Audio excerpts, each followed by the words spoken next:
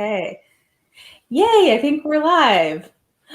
Hi, everybody. You missed my frantic last minute get ready with application. Yeah, Elle just got a live get ready with Mara because I ended up having to work until like 6:30, so I was running a little behind. But welcome everybody to live stream tonight. I am very excited to say that we have a guest, and that is Elliot Brooks. Yay! hello. Give us your elevator pitch. Who are you? I mean, people probably know who you are as opposed to me, but I do primarily fantasy books, booktuber, probably. People are probably aware given what this video is about. And I recently made it my full-time job, so hence what we're talking about today. Yay. Yeah, that's what we're gonna get into tonight. So again, just to be transparent about sort of the inspiration, one of the things I've been seeing recently is people kind of getting into some discourse about, well, we shouldn't criticize booktubers who have this as their full-time, like we shouldn't criticize people who are using Booktube as their full-time job because it's something that they're relying on for income. No. And it just criticize away. That is a particular pet peeve of mine because I think that there's a real lack of transparency sometimes from creators about what the business side of YouTube in general is like. And I have thoughts about that for other forms of YouTube, but we can definitely speak about it from kind of a booktuber's perspective of here are the different ways booktubers make money. Here's how you can get a sense of if somebody's actually, one demonetized video away from the poorhouse versus from poverty. Versus probably doing fun. Just to keep me from constantly saying my husband's name is Sean, so I'll just say, I tell my husband Sean all the time, there's no HR for YouTube. So in a way, yeah, you're not going to please everybody, and sure, sometimes people are going to say things where you're like, I don't know if I agree with that, but you kind of have the people who are watching are sort of HR in a weird way, and that's something you have to sort of know going into it, that you're going to say things sometimes that if you were in the break room at work and you're talking to your buddy, okay, well, maybe your buddy wouldn't care, but if somebody else, if Susie overheard and like had a problem with it, she might go tell HR and you might get a little slap on the wrist, except for it's that times thousands of people sometimes. I love that. So our audience is our HR. Yeah. And sometimes it can be a little like, oh, but I didn't mean it that way. And that's true. And I think that you're allowed to, I think people watching, if they hear something, they're like, I don't know about that. That's okay. I think what I don't like is this idea that we should always excuse every bit of behavior because it's their income. And I'm like, it kind of sounds like you're saying people can do whatever they want to make money. I'm never okay with that. Yeah. I mean, in my job, if I mess up badly enough, I'll get fired. But even barring that, I'm not beyond reproach in my job. So, all of this is meant as fun and informative because, like I said, I think we both are of the mind like, hey, it's really important for YouTube consumers to have an idea of, some of the different factors that may be coming into their favorite influencers' thought process on different things. So we've got a lot of folks here. So welcome everybody. Oh, Jashana, we got some world hoppers. I should mention, that's how me and Elle have recently, gotten to know each other better, is that Elle is one of the creative forces behind World Hoppers, which I am on from time to time. So if you have not subscribed to that, you should absolutely go over there and see us hang out more. Which Final Fantasy? I need to know.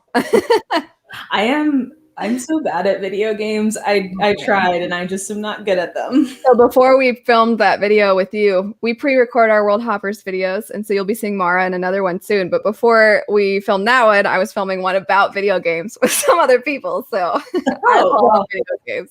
I like watching other people play, so sometimes I watch like Twitch streams and stuff because I just find it relaxing. Jess, welcome. Jess told me she was going to try to take a nap so that she can watch this. So she can like, That's right. She's like, oh, wonderful. Yes, I'm excited. So hello, everybody. I think that this is going to be a great conversation. Yeah. I feel like the general sense of money as a taboo subject, colliding with money in the arts as a taboo subject. That's a really good point, Kara, because I think that's part of it. I do want to say it up front. I fully endorse people who are doing creative things getting paid for it, because we all like creative things, and unfortunately we live in capitalism, and that those things can't always be free. So none of this is meant to like, I mean, I'm making money from my channel, Elle is too, like we're not trying to shade any kind of like. I am just such a bad example of the precedent that should be set, and I always have been. I remember the online one. I remember when I was teaching private violin lessons, which I've been doing since I was 17, and even after I got a degree, I wasn't charging much more than I did when I was 17. But I remember one time, one of the students that was getting their master's degree was a TA for my professor, and since I was music ed and not music performance, I would take lessons with them every other week, and the music performance majors would take lessons with the professor every week. So I saw the TA every other week. And at one point she was like, "What do you charge?" And I told her, and she's like, "No, don't. You're ruining it for the rest of us." And I was like, "I know, but I remember being a kid and we couldn't afford lessons, and it made me sad. I wanted them so bad." And so I don't know. I always hated the idea that a kid wouldn't be able to get to learn because it was expensive. Like that just made me so sad. And then what was funny though is I would sometimes walk into, because a lot of times I would teach at other, at my students' houses, because I was a private violin teacher, for those that don't know. And I would show up and I'd look at this mansion of a house and I'm like, well, dang, okay, I could have definitely charged more. Like, oh, did I say 75? I meant 750. You missed one of the zeros. What's very sweet is that's even 75. I never even charged close to that. Oh my gosh. Well, okay. That is one of the things I discovered when talking to Elle. I was like, girl, you gotta I know. I mean, I would love to be more transparent. Yeah, I would love to be more transparent even on my own channel, but I don't want to set this precedent that causes people to undervalue themselves, because I don't charge very much for things. And I feel like, especially not to make social commentary, but I feel like especially women have a tendency to not charge what they deserve, and they undervalue whatever they are, whatever they're providing. So I wouldn't want to set this precedent of like, well, here's what I do, and then have a bunch of very nice girls doing the same thing, or guys. But because I just feel like women should value themselves more, but I'm such a bad example of it. So I feel like and I should mention there are some things we're not going to be able to talk specifics about, because like when you sign deals on sponsorship stuff, usually part of what you sign says you can't say what your exact rate is. So we can talk about kind of like how some of those deals work, but that in particular, we probably can't get into a lot of specifics about rates anyway. So you don't even have to worry about setting a precedent. I mean, I don't mind telling people is undercharging for her. I don't mind. I mean, we can just say, so, okay, how about we do this? I'll let people know. Mara, how much would you say you think somebody with my channel size and like my numbers, which I hate talking about anyway, but what would you charge? And then I'll tell people what I tend to tell people interested in my rates, which I'm just like asking people to take advantage by getting this information out there. But well, we should start by saying it depends on the kind of arrangement that's being discussed, right? So like flat rate. Well, flat rate, yeah, there's that. So there's usually there's, I guess 3 different kinds of structure you could have. You can have a flat rate up front. You can have a flat rate plus a percentage if there's going to be an affiliated link, or you can just do an affiliate deal. So you could do that. There's then also the layers of like, is this a dedicated, like for instance, if it was like an Instagram post, is it a dedicated post for it? Versus is it like integrated into something else? If it's a video, is it like a dedicated video to the topic, etc.? So all that to say, if Elle was making a 60 to 90 seconds. Let's say a sponsored haul, like this is sponsored by X book coming out, I would expect that she should charge. I think if I were you, I'd probably ask for 1,500 and not go lower than 1,000, and even that might be undercharging, because I'm also bad about undercharging, but I would not accept less than 4 figures for the size of your audience. Yeah, let's say I tend to ask much less than that, like 200. Which nobody should ask that with, I mean, there are people with much smaller. Again, this is uncomfortable for me because I don't like talking about my subscriber count ever. Like after I hit 10,000, I pretty much stopped acknowledging. Like I don't do celebratory like Q&As or anything like that, because I hate the authority we give people with bigger channels. It drives me crazy. Mm-hmm. But either way, to get to the point is there are people with less subs and less views that are probably making more, as they rightly should. I just feel bad for a number of reasons, which we can talk about if anybody's interested, or like what goes into that. Well, everybody's validating. Yes. Also, speaking of, I know we only care about numbers, but Alexa got her 100,000K plaque today, and I thought it was very cute because the UPS man wrote congratulations on the on the little thing. I thought that was so sweet, Alexa. Only in LA would the UPS guy see it was a box from YouTube and know it was a plaque, and no to say congrats. But anyway, to Alexa's point, I think that is just notorious in general. Like women, I read a whole book once called Women Don't Ask, and it's about how a huge part of the pay gap between men and women is that men are far more likely than women to negotiate their first salary, and it sets them on a trajectory of always earning more because they start off earlier too. Yeah. So yes, I think a lot of affinity for that comment. So let's just say I asked about 10% of what most people would expect me to charge. Yeah. Alexa's like, oh wow, get on that coin.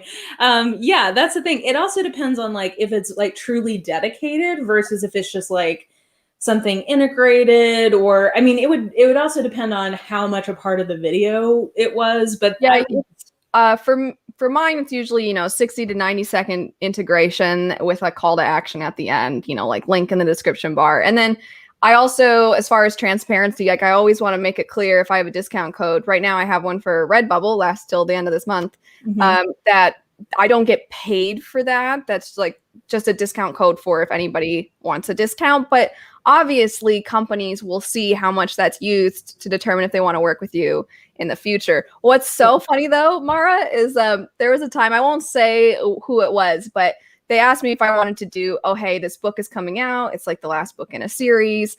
And we know that you are a fan of this series. Would you want to do basically kind of shout out like this book is coming out soon? And they asked me how much I, would charge or whatever. And then I asked them if maybe I could do a giveaway, because I'm like always asking if I can do giveaways. And I was like, maybe I can do a giveaway and I can like give away the trilogy, because I already had the first two and they were going to send it to me. So I was like, well, maybe instead of, because they were going to send me the whole trilogy, I was like, I have the first two, so you can just send me the third. But if you want, you can send me the other ones, and then I can like do a giveaway. And then I was like, and then maybe, because in my head, I'm like, well, books, like they're already sending me books, right? So I was like, so like maybe just like $50. And they came back and they're like, how about we pay you more than that? And I was like, oh, here's how I feel about it. They know that they're getting a deal with me. They know. And I'm like, you got to live with the fact, you know that you're underpaying me. Well, this is a really great point too of, it's interesting because I have companies asking me to do things and saying they won't sponsor at a certain number of viewers and also engagement. We should mention it's not just your number of viewers, it is also your engagement. We could talk about that. But I see channels with half my following say their video is sponsored by the same company. And I do think that that's another big problem, is that, or not problem, it's, I guess, a function of the kind of marketplace there is for different opportunities like this, that there's not a lot of transparency for creators to even know what they should be asking unless they have a friend or somebody else that they know who's also worked with that company, and you can be like, hey, actually I haven't done this, but we have one company I know both of us work with. I could go, hey, like what are you getting for this? And sometimes what you'll find out is, oh, so and so is paying you twice what they're paying me, even though we have the same base. So there is a lot of also just like I know that if I looked into it and if I asked around, everybody would be making more. But I think that also gets into sort of like, what is it you're trying to do with or actually, you know what, we should back up. Maybe we should even just start with like, what are the different ways that YouTubers can make money? Yeah. So you've got your sponsorships. I wrote down because I didn't want to forget. So I was like, I tried to come prepared. So obviously AdSense revenue. And I think most people know at this point what AdSense is, but basically companies will pay to have ads on videos and then you get a percentage of that. So AdSense is part of it. And then Amazon affiliate links is part of it, or just any kind of affiliate link. Amazon is a very common one that you have on Booktube. We talked about sponsorships, and then Patreon or anything like that, some kind of crowdsourcing. And then for some, like Alexa, any kind of book sales or things like that. Those all kind of play into it. Or like merch, I guess. You could put that into like physical goods sold by the influencer. That could either be another creative project, like a book in Alexa's case, or just like sweatshirt, whatever. So for AdSense, what how consistent would you say AdSense is for you on a month-to-month basis as somebody who, does this job? So like how consistent is that? Around the holidays, I make significantly more, like a third more. Like if you take a third of, So it's kind of drastic, but that's because if anybody doesn't know, around the holidays, for obvious reasons, we know that's shopping season. So advertisers go crazy and they're more likely, they're going to pay more to have their ads put on videos. And so that means you get a higher cut also. Or at least you're not getting a higher percentage, but the percentage is going to be the pie is bigger, so your slice is bigger. Exactly. And then so the holidays, and then also people a lot of times are not working, or young people are not going to school, and so they're more likely to see these ads and then want these things. And so when around like November, December, and then January, because you always get paid for the month prior, so that time of year it's always looking pretty nice, and then it kind of tanks to a degree. And then it's not like a lot of jobs where you take time off and you're still going to get paid because you have vacation time. If you're not putting as much out there, you're not probably going to see the same amount. It's going to drop. So right now it's significantly less, but it's going to probably stay pretty consistent for most of the year, and then it'll go up around the holidays and then go back down. And it's interesting because there will also just be like seemingly random spikes. Yes. Like I was looking at so one term you'll hear us talking about is CPM, which I think is cost per mil. It's basically the ad rate advertisers in theory are paying for every 1,000 views. So if you had a CPM of $10, that means for every 1,000 views you get on a video, advertisers are paying $10. But the CPM even fluctuates from video to video. It fluctuates from day to day, video to video. And I had a random spike up to, I think, $30 last summer per which CPM, is a lot. which is very high. But then my other big spike was the Saturday, Sunday, and Monday after American Thanksgiving last year. Because on those days, it got up to be, I think, in the 20s. Because it's it's Black Friday, and that's like when advertisers are running a lot of ads. I'm going to come back to this question later because I think this is an important one. But for for AdSense, how to even say this delicately? If somebody is getting consistently, let's say 40 to 50,000 views of video, and they're putting out a decent number of videos a month. They're making a lot. They could be making literally tens of thousands of dollars from AdSense if they have a decently a decent CPM and they're consistently getting that many views. Mm-hmm. Yeah. You're going to have people that are making, I mean, let's do the math here. So let's just say somebody like you're talking about. Let's assume they get on average 50,000 views a video and they put out 10 videos a month. Okay, so they're doing 50,000 in one, and their CPM so you have to divide that by 1,000 because it's per 1,000. And then their CPM, let's just say, so like my CPM right now, I was just checking before this because I never check. Mine currently is 11. We'll round to a whole like no decimal, so we'll say 11. So and then so in one video would be 550 if they were making 11 for a video that got 50,000. And you were saying how many videos they put up a month? Let's say they put up 10 a month. Okay. Yeah, so that's 5,500, and that's only if they put up 10, which is pretty low for Booktube. A lot of people put up. If that's their full-time job, that would be pretty low. But so that even just that's 5,000. Let's call that 5,000 something a month. Yeah, just from their new videos. That doesn't include the other thing to keep in mind is snowball effect. Yes, you have all of these old videos that are basically like passive income. So, for instance, my best performing video I have is at about 150,000 views. And it still is consistently one of my highest performing videos every month. And over the lifetime of that video, so I was telling Elle, it's interesting, my CPM at that point was pretty low when it first went up. It was I was averaging between $4 and $6 for my CPM. Now, as I have grown in subscribers, my CPM has also gone up a lot. So now I consistently get between $8 to $11 for CPM. But even with that lower CPM, the life of that video has only made me $350.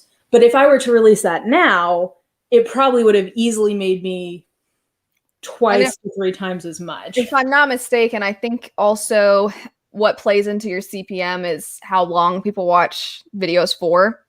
So if people are consistently dipping after a minute, I think your CPM is going to drop because YouTube keeps track of that. Like, oh, well, people don't really stay. So if you have an ad that shows up at minute 10 of your video, but nobody stays till minute 10, But I wanted to also round up and say if somebody's posting 4 times a week, and then therefore it would be about 16 videos in a month, then we're looking at 8,800 in a month. And then let's go ahead and times that by 12. And that's over 100,000 a year. That is not, to be clear, we're not talking about me. We're talking about if somebody's having consistent roughly 50,000 views for videos and their CPM is about what mine is, you're looking at a pretty nice amount of money. So yeah, when people are like, oh, but like you have to watch, like you got to leave the comment to show your support or whatever, which is very nice. Not saying like you guys should stop being supportive of people, but when some people play it up as like, I have to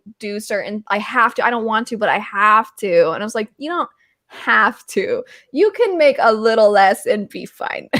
Well, and to be fair, you know, that is before, at least here in the US, that's before taxes. So and you have to pay all of your own taxes because you're self-employed if it's your full-time job. And then also in the US, we have to pay for healthcare, which is not cheap. Despite us being like, in theory, the most prosperous country in the world, like our healthcare is ridiculously expensive and it's hard to get if you're self-employed. So I do want to be fair that there are other expenses going into that. But if somebody is consistently getting 50,000 views a video, they're very likely on average, because sometimes they're going to have some that are 80, they're going to have some 20 less. I think it's pretty safe to say that just from their AdSense, they are probably making a pretty comfortable income. Right. And also, we didn't even talk about the fact that another way that sometimes people can make money is if you're doing a live show and you have the super chat where people are giving you $20, they're giving you $5, they're giving you $10. That's another way you can very quickly make a lot of money. Yeah. So that's another area. That's a very good point because live chats, if you do super chats, some people, it depends on sort of the culture of your super chat. Like that, I'm glad I'm not trying to change this. My super chat or my chat has never been like, oh, you know, Mara, here's the super chat so that you'll see my comment. Like, that's not sort of the culture of it, but I do know channels very specifically that do kind of cultivate that as a part of their income stream. Less so on Booktube, but definitely in other genres of YouTube, I suspect a big part of what they're doing by going live is that they're wanting to generate that super chat income. Yeah. We are getting some tea spilled here about Book of the Month Club. There's a lot of good questions, guys, and I'm going to come back to some of them, but let's get through let's get through just even sort of the ways you make money. So we talked about AdSense. That can be a nice income in and of itself. Then you start talking about Patreon or channel memberships. I have not chosen to do that. You have a Patreon, right? I do. Mm-hmm. What do you use your Patreon for? Or well, like last year, there? Yeah. So last year I felt terrible because if for those that don't know, my dad got very ill because of reasons that we don't need to talk about. Not, it wasn't, am I allowed to say COVID? It wasn't that, no. But let's just say my inability to visit him at hospitals, I think meant that hospitals were not taking care of him, which was very frustrating. But anyway, so almost exactly this time last year, excuse me, he wasn't feeling well, and then I took him to the doctor, and with COVID and everything, I was like, he was older, and I was like, I think it's time for me to move in with dad to help him out, because like, I was like, it's gonna be so much to like constantly drive out and get his groceries, and because I didn't want him going out, so I moved in with him to become his full-time caretaker. And then his health, he ended up passing away a few months later, and so I felt terrible for many reasons, but also on Patreon, I was like, I can't do, like, it was hard enough to even make content still. Mm-hmm. And then I was like, I can't do like anything and I would tell patrons, I'm like, I'm sorry that I'm not, and they're super nice, nobody cared, but I was just like, I feel so bad. Like, if you guys need to not be patrons, I understand. But this year, what I've been doing a lot of, I did start a Discord, which I'm the worst at. I hate Discord. It's so messy looking. Why do we want a platform that looks as messy as old chat rooms do? Like, why can't we have some nostalgia? No, some things need to be improved upon. Anyway, so but I did start a Discord, and like there's like little patron buddy reads that we're doing, and then the biggest thing is that twice a week I do reading sprints with patrons. Those last a really long time because I'll have a friend join, and then so we're chatting almost like you and me chat, but then we do the sprint, but then we chat after. So I do that twice a week, which is quite a few hours on each of those. And then there's the option for people that want some of the other things that I can, offer if they're interested. But it's mostly just sometimes I'll put up, if I have videos early for them to see, I'll put those up or things like that. So it's more just like extra engagement. But I think I have a $1, like you can join just like for really cheap. But I more do it just to give early access if it's there. And then when I'm ready to have more stuff for my second book, then they will get first looks or first opportunities to beta read or things like that if they're interested. So it's just kind of a little bit more personal, like extra hangout time, if you will. Yeah. So that's how I'm trying to structure it for this year, because like I said, last year I was like, I can't do anything, and I thought about not even having Patreon because I'm like, I can't even do anything extra. But I think part of what Patreon is for is it really is for people who are very dedicated to a specific creator, and like you said, nobody cared. It's because what they want to do is just support you. Like that's the point of Patreon. But depending on the kind of following different creators, cultivate, you can have a really nice income just from Patreon. There are plenty of YouTube creators who their stuff gets demonetized all the time, and they are like very reliant on their Patreon income. Or I think another thing to add is that they do a lot of skits, like their whole channel is basically skits, and skits tend to be very short, and your videos have to be at least, now it used to be 10 minutes. Now I think it's only 8 that you can put mid-roll ads. And so if you're not really making as much money because of AdSense, then these people will, you know, obviously want to support you and you get more money that way. With my AdSense revenue, because I know people want to know, so I'm not going to go into too many specifics, but with AdSense revenue and Patreon, my income is between like 24 and 30 a year, which is much less than a lot of, I think, other people. And I don't want people to get the idea that that's how much, as we demonstrated earlier, we're looking at a lot of people making over 100. And that's not where I'm at. Well, and I think it's interesting because this is something you do full time. It's something I do part time. And I have, you know, I think like a third-ish of your subscriber base, something like that.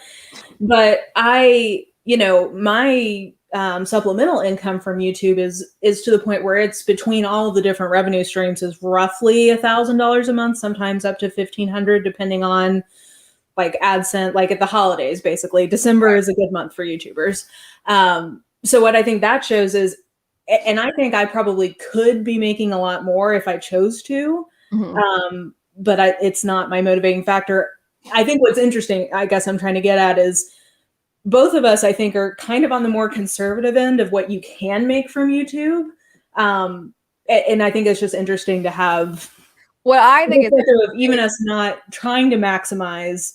Yeah, you're able to have enough of an income, you know, to replace what you were doing. And I have a very healthy side income. And I think what is important to note too, because I know there are some people that present certain situations a certain way, so it kind of makes it look like they're the do-it-all person that you are envious of. Like, how do they do it all? And I think it's important to note, like, obviously I'm married, and my husband it's not like he's, you know, making bank. He works at a grocery store. And I did ask him before we did this, I was like, can I like disclose money a little bit on your end too? Because that involved, you know, him. But he makes less than 15 an hour.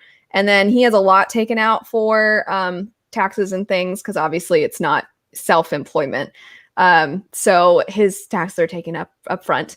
But his company has fantastic benefits. So you were talking about earlier, that's something a lot of people forget about, but it has great, it has health insurance, right? It's got all, I think we might even be able to do pet insurance through them.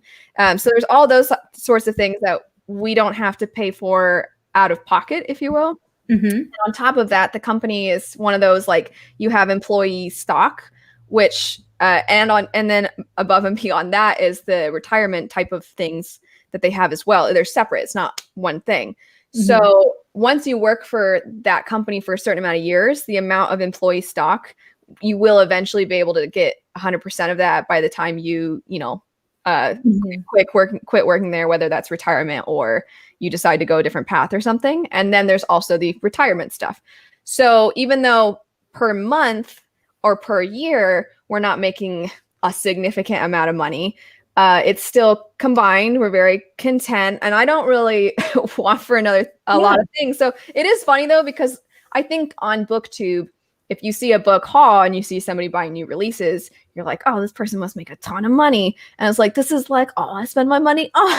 Like, yeah, that's the thing. This is like my people who know me in real life know that I'm such a Scrooge McDuck. Like, I just, in the sense of like, I don't like spending money. It's like a whole thing, I think, because both of my parents grew up with very little. Right. So they really instilled in me, like, you know, get your clothes on sale. Like, don't spend have a whole conversation about upbringing and I've exactly. So I think you know, I think one thing to keep in mind is that both of us are not maximizing YouTube as an income stream, and I think both of us tend to be, like, we're basically, YouTube is not something that we're trying to maximize so that we can have this like super lavish lifestyle. Right. I am lucky enough that my full-time job is actually, I'm compensated very fairly, but anyway, I just think that's an important perspective to bring here too, because also Elle runs World Hoppers, and that's something that if she spent that time that she spends on World Hoppers on her own channel, that's basically lost revenue for her. So I think even just that speaks to the fact that I think it's clear from the choices you've made that money is not your primary driver. So I'll add to again reiterate, because I know people are hopping in and out. So I make between 24 and 30 before taxes, which is not, a ton. But also my father, when he passed away, so I had moved in with him to be his caretaker.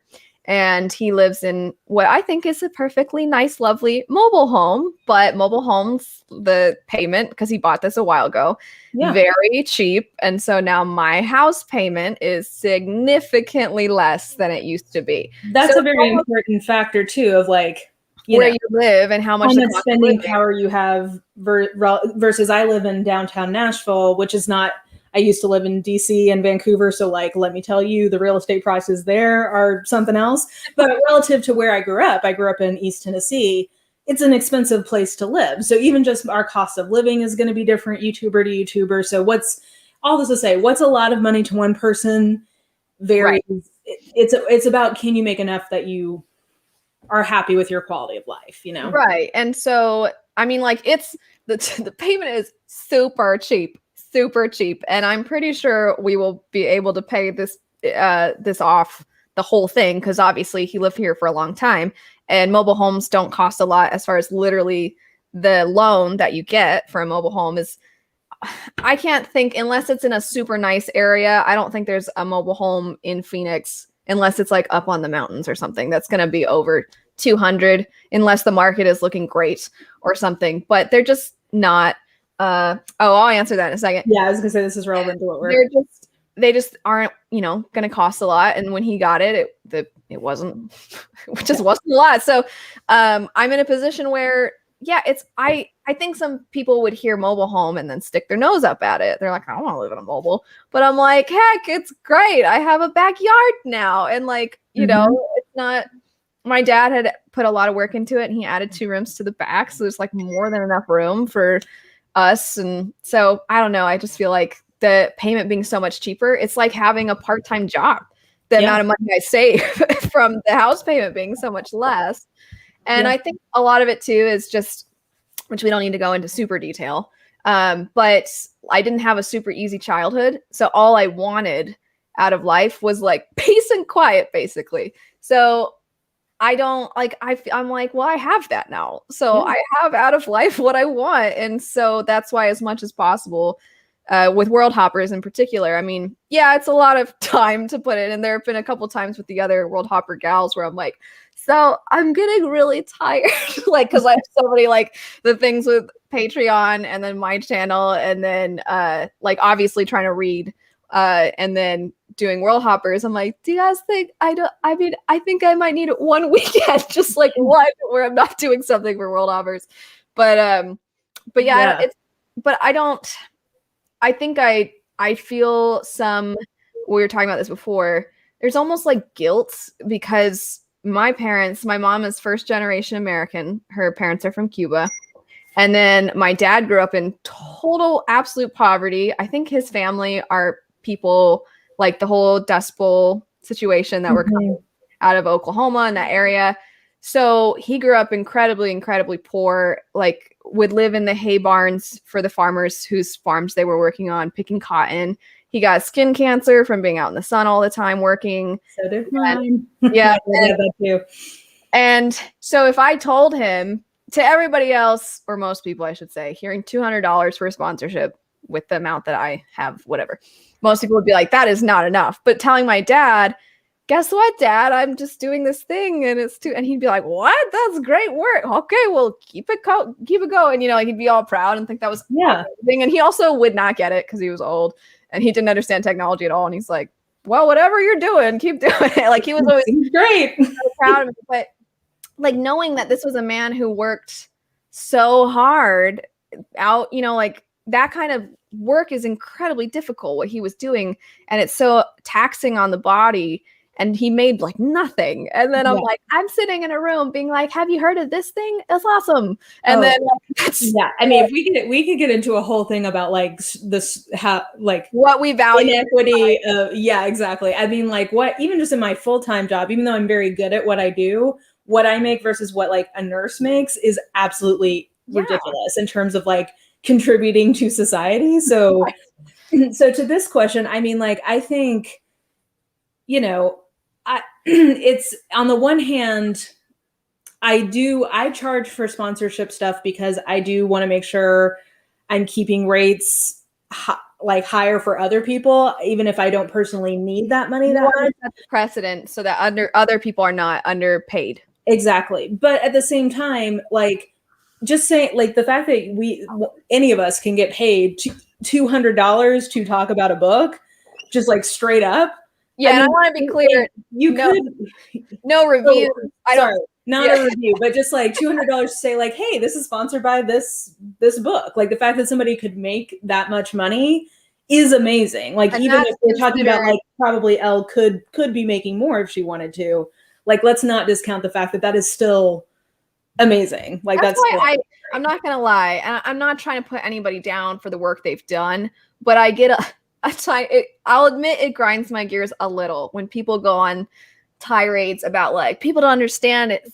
It's so hard, like, and they talk about how hard it is, and I'm like, okay. It is work. Like, I want to thread the needle here because it is work, and like, it's tedious and it's time consuming, but it's not super hard. But in terms of like it is time consuming, but the like brain power it takes for me to do YouTube versus like in my day job, and even just like the monotony of like, if you have a boss, like having to report to somebody and having to like be somewhere at certain time versus like the flexibility of, right. Whatever. Yeah. So, I mean, it's both and like both. Yes, people should get paid for their work. And we should all have perspective on. Yeah, and that's all I want. And I'm not saying you can't vent and you can't go. Everybody whines about trivial things, of course. But also, I'm like, I get that maybe like this week is a little rough, or you've gotten an exceptionally high amount of annoying comments, which happens. Which does take it out of you. I mean, it does. Yeah, absolutely. But at the same time, I mean, and again, just, I don't know. I think about young me too, being in essentially, again, we don't need to go into details, but like I was scared a lot of my childhood. I was very scared, and I was like, I'm going to have something, like I'm going to have my own life. That's what I wanted, was my own life, and to not be scared all the time. So when you're wanting to just like be able to, something as simple as like, I would like to be able to leave my room and go to the bathroom and not be scared that the angry man who's living in this house doesn't also happen to come out of his room at the same time and then see me and start yelling at me for something, like I want to be able to like just like the freedom to have your own life and be the master of your own shit. Yeah. And so within like 10 to 18-year-old me's life, I think about where I was at that time and how I just wanted to get out. And so I worked so hard, super. And again, I think at some point we'll discuss like the matter of privilege and everything too, because lots of people work hard. Doesn't mean everything turns out peachy for them. But for me, down here, I just wanted to work really, really, really, really hard.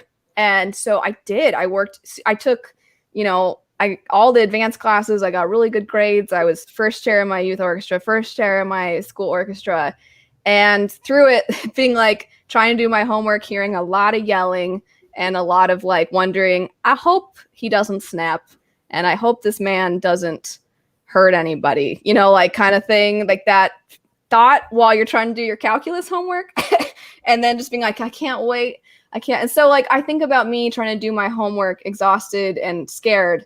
And I think about now where all I have to do is sit and like talk about books. And I'm just like, I just think it's crazy to complain. I don't know. Yeah, I think it's good to have like some perspective, because I'm trying to find there's so many good comments, by the way, guys. Well, I'm not going to get to all of them, but I'm enjoying them. But Bethany was talking about like even just the privilege of like, if you have somebody who, at least here in the US, who can provide health insurance and, retirement and all of that, like that is a privilege. Mm-hmm. And, it's interesting now, I believe SAG has made an agreement where YouTubers can get benefits through the Screen Actors Guild. So that may change the equation for some people. But even if I was I would have to be making pretty close to my current salary to even consider going to YouTube full time, purely because I have an autoimmune disease, like I need to have good insurance, and I don't have a partner who can give that to me. So like there's, you know, I think having awareness of the different kinds of privilege that all of us have on Booktube who are making some level of money around it, I think is an important discussion. I didn't know if you were going to jump into another comment or not, but I'll add too, when I was in college. So I don't know what it's like, you know, in other countries. I think that it's pretty standard for student loans, like college, to be really expensive. So because my dad grew up very, very poor, and because my mom, excuse me, being first generation American, she had a lot of responsibilities to kind of help take care of her family members. And because, you know, she's sort of that, this is probably not the right word, but like gateway, you know, like to helping, because my grandparents are from Cuba and they stayed very close together. And so she's kind of helping the integration, if you will, of them. And so I just feel like when I was going into, I was constantly thinking, I got to get a decent education, because that's what older generations were like. If you go to college, you'll be able to have a good paying job. My dad was a guy who worked for farmers. So, you know, he was like, if you get a good education, you'll be able to get good money. And so I worked really hard to get a scholarship, which did not cover everything. And at one point when I was in college, I was working 5 different, they're all part-time, of course, but like 5 different jobs. I had an internship and I was going to school full time, and I did not live on campus, which meant I had to drive at least an hour to get to school. And it's like, that was like a super hustle. So now when I'm like, wait a sec, you're saying I can stay up until 2 a.m. and then wake up late and like, nobody, it's not a big deal. That's why my feathers are a little ruffled when I see people being like, people don't understand how hard YouTube is. Well, so first of all, we're getting a lot of affinity to other people who live in high rent areas of just that struggle. But then also shout out to teachers here in the chat of I'm very glad I did not choose to teach in public schools, and instead I taught privately. Yeah. I mean, but that's for real. I mean, like that is just in terms of the overall, like, we could get into a whole structural critique of capitalism of like why anybody in YouTube is making any kind of money compared to like teachers and nurses and like, you know, long-term care workers and all the people who do much more difficult work than we do, even just on like a physically taxing level. I remember in high school, I had a teacher whose son had health problems. And I mean, he opened up to us a little bit about it, like how he you know, he was like, if I in class am a little on edge or things like that, it's because my son is having to, you know, basically there's a lot of money issues, plus it's like my son's health or whatever. And so I had a garage sale and I sold my bike and like a bunch of stuff, and then I gave it to him. Oh. And he, I think, was like, what? I think what we're learning from the show is that Elle is like not a materialistic person. So, okay, but then I was like, why is the universe against me? Because when I was, I hadn't had a bike since then because I sold my bike. And so my first Valentine's Day married my husband and my dad. So like my 2 Valentines bought me this bike that I wanted from this bike shop down the street. And then it got stolen. And I was like, no, that was my dream bike. It happened. I was already making YouTube videos when that happened. So if there's any OG fans, you might remember me being like, my bike got stolen. I was really sad. And it was around when Oathbringer was coming out for Stormlight Archive, and I was going to be doing a giveaway where I was going to buy somebody Oathbringer, and people were like so nice about my bike being stolen. They're like, that's so sad. I thought people would be like, it's just a bike or something. And people were so nice and supportive. It's not like they bought me a new bike or something, but just like, it was nice to know that people were like, hey, you know, that's sad.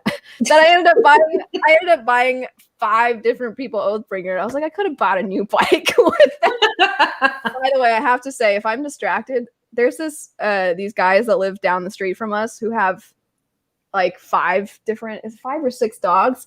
And there were 2 dogs that had puppies. So like they have like a pack because they kept all the puppies, and they're all huge, and they're walking them right now. And they're so that is very exciting. That's like my neighbor has a gigantic poodle, and whenever it goes out during the day, I am like at my desk looking at the poodle. So getting into kind of like how we decide what sponsorships to take, I think this is an interesting question. Are there offers you're hesitant to take because they're already saturating Booktube? Yes. So there are some, I won't name them, but I don't mind other people doing them, and I don't mind doing them. But for me personally, I will do maybe a couple if it's something that, as they were pointing out, is kind of oversaturated already. I might do a couple with them, and then after that, I'm not really going to do it because I'm like, everybody's heard of this before. Like, everybody knows what this is.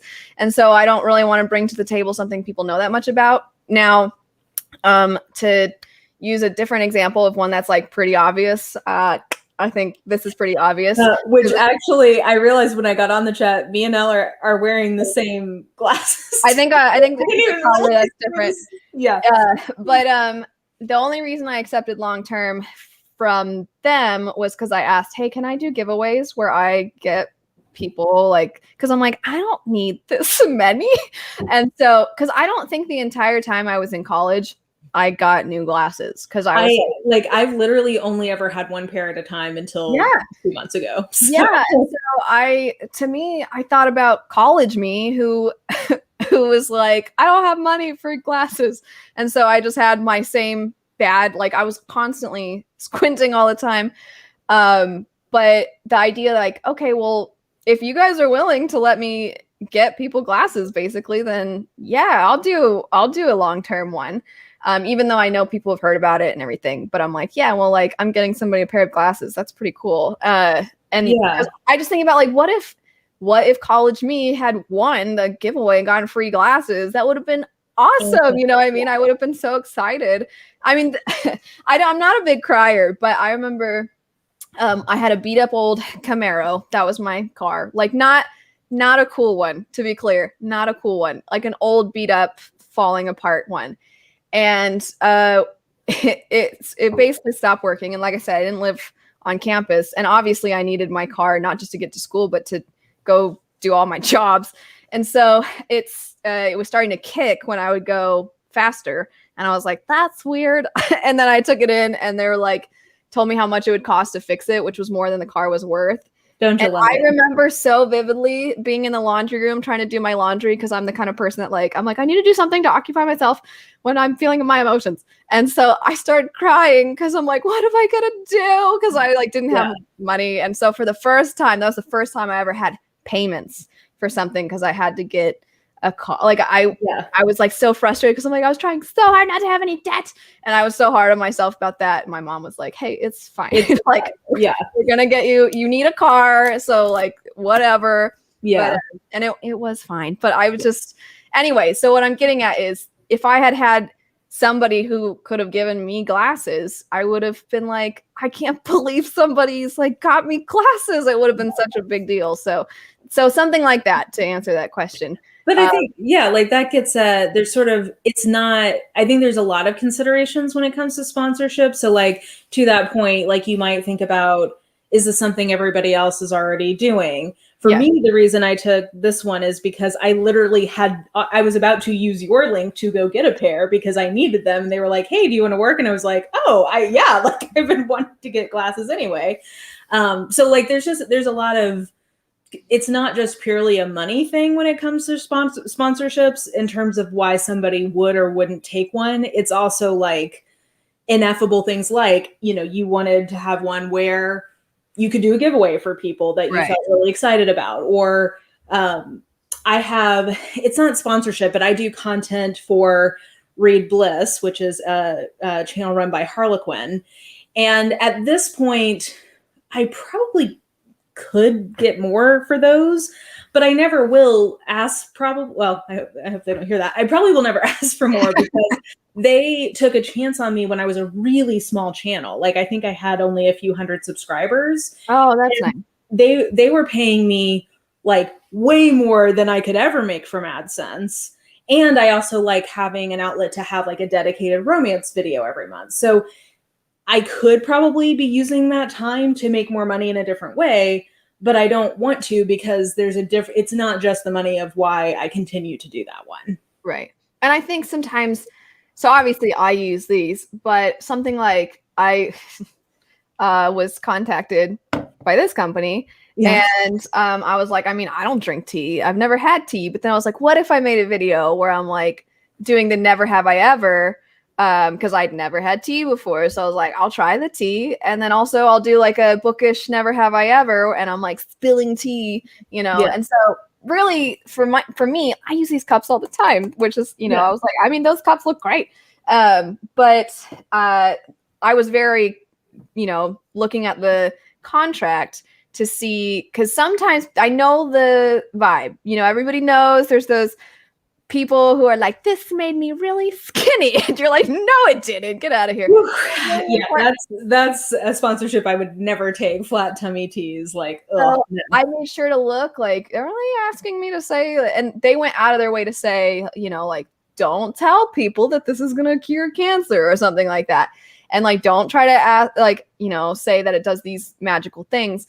And I still had somebody, which was fair. They're like, there was a huge controversy because I guess there had been people that had said those things and been like, this made, and, you know, I'm guessing the contract that I saw had to come about because there were to address those. Yeah. And so I'm like, you know, totally understand. When I read it, they were saying like, don't say those things. I would never have accepted otherwise. But also lots of people drink tea. A lot of bookworms love tea. So I'm like, okay, well, like I don't, but I'm absolutely going to use these cups. Yeah. And I went back and bought another one. Yeah, I'm like, I'm going to use this. And I know a lot of people drink tea, but if it had said to say those things, I would never. Exactly. Yeah. Another good point here is, can you talk more about the length of the video and how that impacts money made and how people make that choice about video length? So I'm actually always surprised because there are some individuals who make videos that are kind of long format, and they do it a lot and they do really well with it. Jess Owens. So yeah, Jess is sitting there with like a 50-minute tea video, and I'm like, I would take another 50 minutes. Give it to me. So or something like, I adore Peru's Project, and they make super long vlogs, right? And for me, I'm like, nobody cares to watch me for 44 minutes. Like, but every now and then I'll put something up that's a little longer.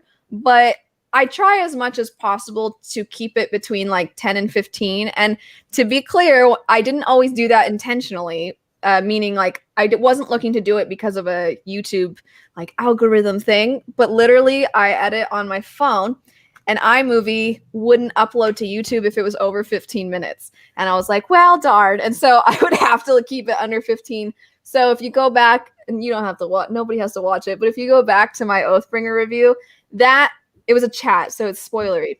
It was over 40 something minutes of me talking, and I cut until it was less than 15. Because of me. But see, now people, like you mentioned earlier, that you can only put a mid-roll in, and if people don't know, a mid-roll ad is an ad that comes in the middle of the video as opposed to the beginning or the end. So a lot of people you used to see a lot of videos that were just over 10 minutes because people wanted to be able to put a mid-roll in. And now I see a lot of videos that are just over 8 minutes because people are trying to put a mid-roll in. But the other consideration is your part of your channel success long-term also is like watch time. Like YouTube likes it if you have more watch time. So one strategy people do have is having really long videos where it's improving their watch time, and they can comfortably put, you know, a few mid-roll ads in, because if you're watching an hour-long video, you're probably not going to be mad if there's one at the 20-minute mark and one at the 40-minute mark. So that also impacts how much ad revenue you can make, is if you try to, like, you know, you will see some videos where there's, you know, an ad every 2 minutes. And I would say as a viewer, that's not a very pleasant experience, but it's pretty clear. Sometimes that's not the YouTuber who did that. YouTube now will go and automatically put them in for you. That is true. I appreciate when people tell me that I have like really crazy mid-rolls. They're like, I don't know if you meant to put 10 mid-rolls in this 15-minute video. And I'm like, I did not. I will go fix that.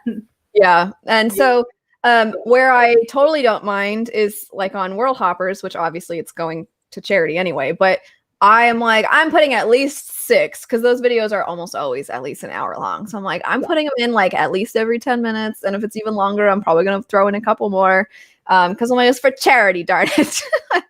Yeah, so. And I mean, I think I feel like every 10, 15, 20 minutes is pretty reasonable. It's more like when I see a 15-minute video that has 10 ads in it, to me, that's just like, and a clue, I guess, to people watching. If you see that, pretty good guess, either YouTube has gone crazy and the person hasn't gone back and corrected it yet, or they're trying to maximize. Yeah, so to kind of answer the question, though, to answer the question about how much I think about it. So for me, I also weirdly have just gotten, I think the amount that I talk, and it's like, I know how much instinctively is going to equal a video. If that, like, I can feel if I'm talking too much, which would be nice if I could feel that in real life, and then I would shut up more often. But in recording videos, I can tell I'm saying the same thing over and over again. This is going to be more time for me editing, and like nobody cares. And so I've gotten good at condensing when I'm filming. And so a lot of times I don't have to, unless I'm stumbling over my words, I don't have to edit that much. And it ends up being between 10 and 15. Yeah. And I also value people's time, and I also value other booktubers. And so nothing against people who have mostly long formatted content, but I'm like, I don't want to have a lot of time to where you can't watch, me and then go watch Mara and then go watch a bunch of other people. If my videos are between 10 and 15 minutes and you are like going to spend, I don't know, like I'm going to spend a half hour watching Booktube, you can get through a few different people's videos. Or if you're going to spend however much time people spend, I don't know. But I like the idea that you could watch something of mine and go watch other people's, which is ironic because I have a video that I need to put up and it's definitely going to be longer. Apologies. Well, I always think I like videos. I'm happy when my favorite creators put out something that's between 20 and 30 minutes. Like that's my favorite length. So I kind of just roll with it, however long the video ends up being. But for me, it feels short. 10 minutes feels short to me. Mm-hmm. So I tend to want to at least get to about 15. But I think, there's a lot of different factors that go into it. This is an interesting money you can make from affiliate links. I will say sometimes there's some contracts we may not be able to get into specific amounts, but I don't do a lot. If that answers that. 2, I guess, right now. For me, affiliate links are mostly through Amazon. I guess there is that too. Yeah, I do. Yeah, I leave those. So not sponsored stuff. Yeah. And those are so sporadic. It's hard to tell. It depends on the kind of videos I've been doing. If you're doing a lot of videos, like let's say, for example, around the holidays, I'm doing like a gift guide video and I'm leaving links, or I'm doing like fall reading recommendations and I leave a lot of links, then the chances of people clicking it are more likely to, cause me to get more money from it. But then if I'm doing more conversational type videos, I'm not going to be linking much. So it's sporadic, but like every now and then I'll get $100 or so, like, oh, hey, cool. I got some money from Amazon. I do consistently link the books I talk about. And that's some of the affiliate links I feel best about, because I'm like, I know that I have made that sale. So like, especially if it's Amazon, because they're like the Voldemort of online retailing. So like, whatever, I don't mind taking money from them. But even I try to keep most of my links to bookshop.org just because I like what they do. And I feel good that like, if I'm getting a commission from them, I know that I've given them a sale. So it feels like, I do like that about affiliate relationships, is that any money you make from that, you got it because you gave them a sale. So I would say I make, it is sporadic. I'm to the point now where I think I make between $30 and $40 a month from Amazon and roughly 30 from Bookshop.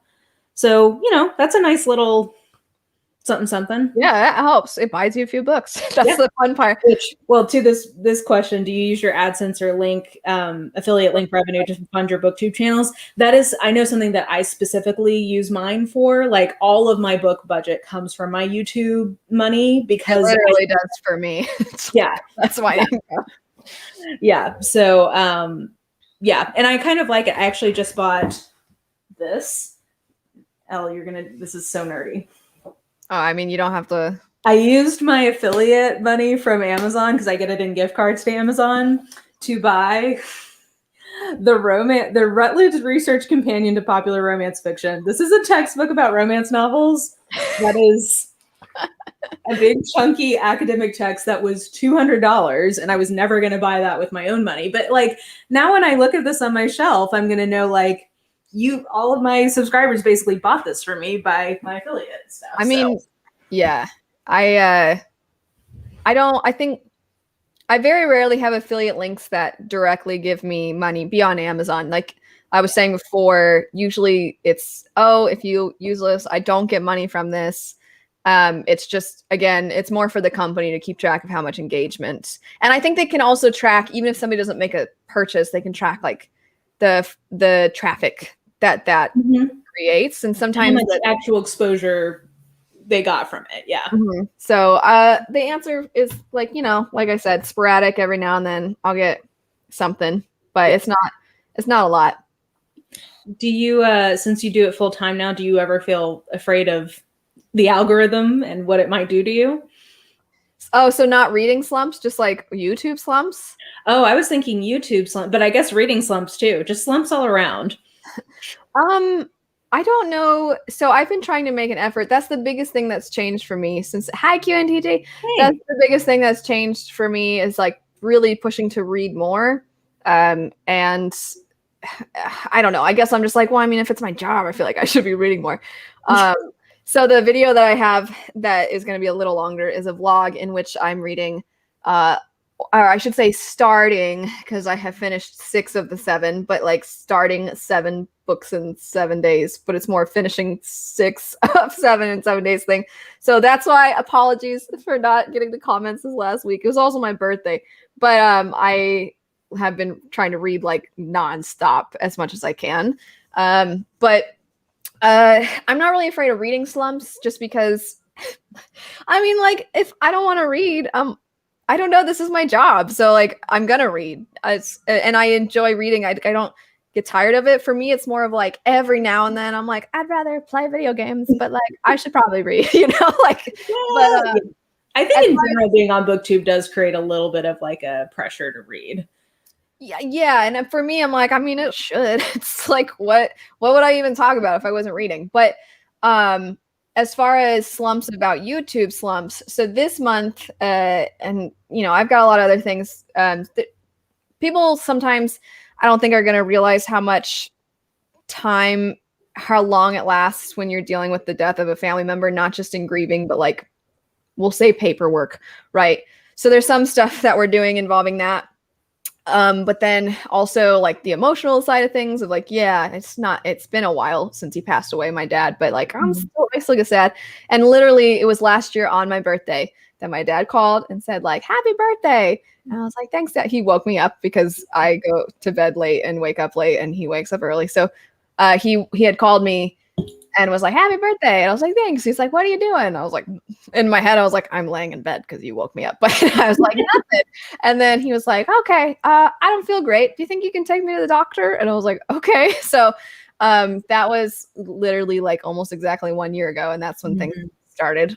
So it's like also the sadness of like, it's my first birthday without my dad. And so kind of, I was like, you know, I'm not going to post it. I post a lot, which some people don't love, which is fine. You don't have to watch me every time I post a video, but I do have a tendency to post a lot of videos and I like working and I like editing. Some people hate it. I really like editing videos. Yeah. But this month I'm like, I'm going to kind of take it easy. There's also other things like my grandma's not doing well. And there's like, I'm like, gosh, you joked at one point that you're like, your life is like a country song right now. So I was like, it's a tough season right now. I feel like something about my dog. I was like, no, nothing better happens. But anyway, so I was like, I'm going to let myself like enjoy this month or at least like take it easy. Yeah. Which by that it's like, I'm going to post like 3 to 4 times a week instead of like 5 to 6. Plus World Hoppers. So as soon as I posted on my community tab, I'm going to probably be sporadic. Sorry. Literally that night at like 2 a.m, I'm sitting down writing like a bunch of video ideas. And I always have ideas, and I will say the downside to that is some people will take those ideas after me, and like not just the idea, but like what I say. I'm like, okay, cool. I mean, yeah, if you're gonna borrow ideas, guys, you gotta credit. People are wanting to make sure that did you ever get your new bike? Everybody's no, I didn't. So my mom had a bike and she bought herself a nice bike, and then she's like, you can have my old one in the meantime. So I have hers, which was just like some cheap one that she got because it was on sale at clearance or something like that. So I still have that one, but I never got like the bike. Okay, so as a kid, I didn't learn how to ride a bike for a very long time, like an embarrassing long time. And so when I did learn, I was very used to the handlebar brakes. I don't like the back pedal brakes, like, and I'm clumsy. Oh, yeah. Every time I'm filming the ice cream truck. So do you hear? I do, and I feel like I want to run outside and get like a. Every time they're always here when I'm filming with people. Anyway, yes, we have an ice cream truck in. Actually, it's officially spring, so I guess it makes more sense. But anyway, so. I don't like back pedal braking because I'm clumsy and I fall down and also I'm like scared of falling into traffic. So I'm like, I need handlebar brakes, but I also like beach cruisers, and beach cruisers rarely have handlebar brakes. And so the bike I wanted was cute and purple and it had handlebar brakes. And I think it had a basket, like all the cuteness, right? And so the one I have that my mom was like, here, just take this one. It is just like a cheap back pedal one, but I eventually want to get another nice bike. I think we should get like you should up your sponsorship rates just dedicate just for a couple of them and dedicate it to your bike fund. I could buy myself a bike. Alexa, this is a great point in terms of like you both have to feel good about the product, like feel ethical about promoting it. I would never promote something that I hadn't tried first and felt good about. And then also just like the bandwidth, because it does take time. And like, we haven't talked about this yet, but also usually sponsors also want to like see stuff from you before you can post it. So like there's an extra layer of like scheduling and coordination work of like. That is my least favorite part about working with sponsors. Yeah, I'm going to start, well, that's a side note, but for things that are just affiliated where I'm not actually getting paid for the video itself, I'm going to stop letting people review it before I posted because I'm tired of having to coordinate. I mean, there have been a couple times where I've had to not post or like move around stuff because of that sort of thing, and it is a little frustrating. Yeah. Can we talk about sponsors trying to get free work from you after signing a contract? Yes. This is something I would tell all creators is like, be really. People are, I'm sure, not intending to be, basically it's business. And they're going to try to take as much as they can from you without giving. And so like, just be really comfortable with the fact, like you should feel very confident that there's a fair exchange of your time and effort for what you are getting. So like, if people want you, in addition to whatever you've agreed to like give them raw footage of something that you've done and they can just take and do whatever they want with it. Like, that is probably a right you should not give up without having them actually pay for it so that they own it. But people will try to get you to give them things for free. Yeah, I mean, I've definitely, if they're like, can we, because, you know, if part of the deal is like, you have an Instagram post, and they're like, can we use this? And I'm like, whatever, fine, which is not probably the precedent to set. Again, this is why I'm a terrible person to have on, because I'm like, oh yeah, just like take it. Everybody's saying that you look like a young Michelle Visage from RuPaul's Drag Race. Me? Yeah, I can kind of see it, but I feel like you're a little softer, I think, than Michelle is. Hold on, let me see. Am I gonna be flattered or what's her name? No, she's a beautiful woman. Michelle Visage. But I think I don't think you're as chesty as she is. I mean, I had it also. She's like Dolly Parton. So I think. I feel like it's because I have a look that I give that looks a little like, like the eyebrow. This is another good point. A lot of companies will try to compensate only with product versus actually paying you for something. That's true. And I think if you want that product and you're okay with that, then okay. But I also just know that you probably are. That shouldn't be the expectation. You should get paid. People should get paid. Jess is like, you're calling out my long videos. Shout out. Love your videos. Yeah, people are saying that they love long videos. Let's see here. God, guys, there's so many great comments here. Yeah, I never remember to actually insert them except on live stream because so often YouTube puts like 30 of them in. So I go back and like take them out. But other than that, I always forget. Oh, here's a good question. I've always wondered how it works income-wise when someone like me pays for YouTube with no ads. How does that affect your income per video? So in theory, so like I also pay for YouTube Red because I can't be bothered on my like personal account. Like let's say it's $10 a month. I know it's not, but if it was $10 a month, in theory, that $10 gets allocated across all of the videos you watched. So if you watch one content creator a lot, that can be good for them because they get a bigger percentage of that money you've paid. But in theory, if you watch a ton of YouTube and you watch a ton of different creators, it gets diluted. So pros and cons. And also if a video gets demonetized or like, there's different levels of demonetization. You can be limited for ads, which means you get some ads, but not all. In that scenario, people who have YouTube Red, it can be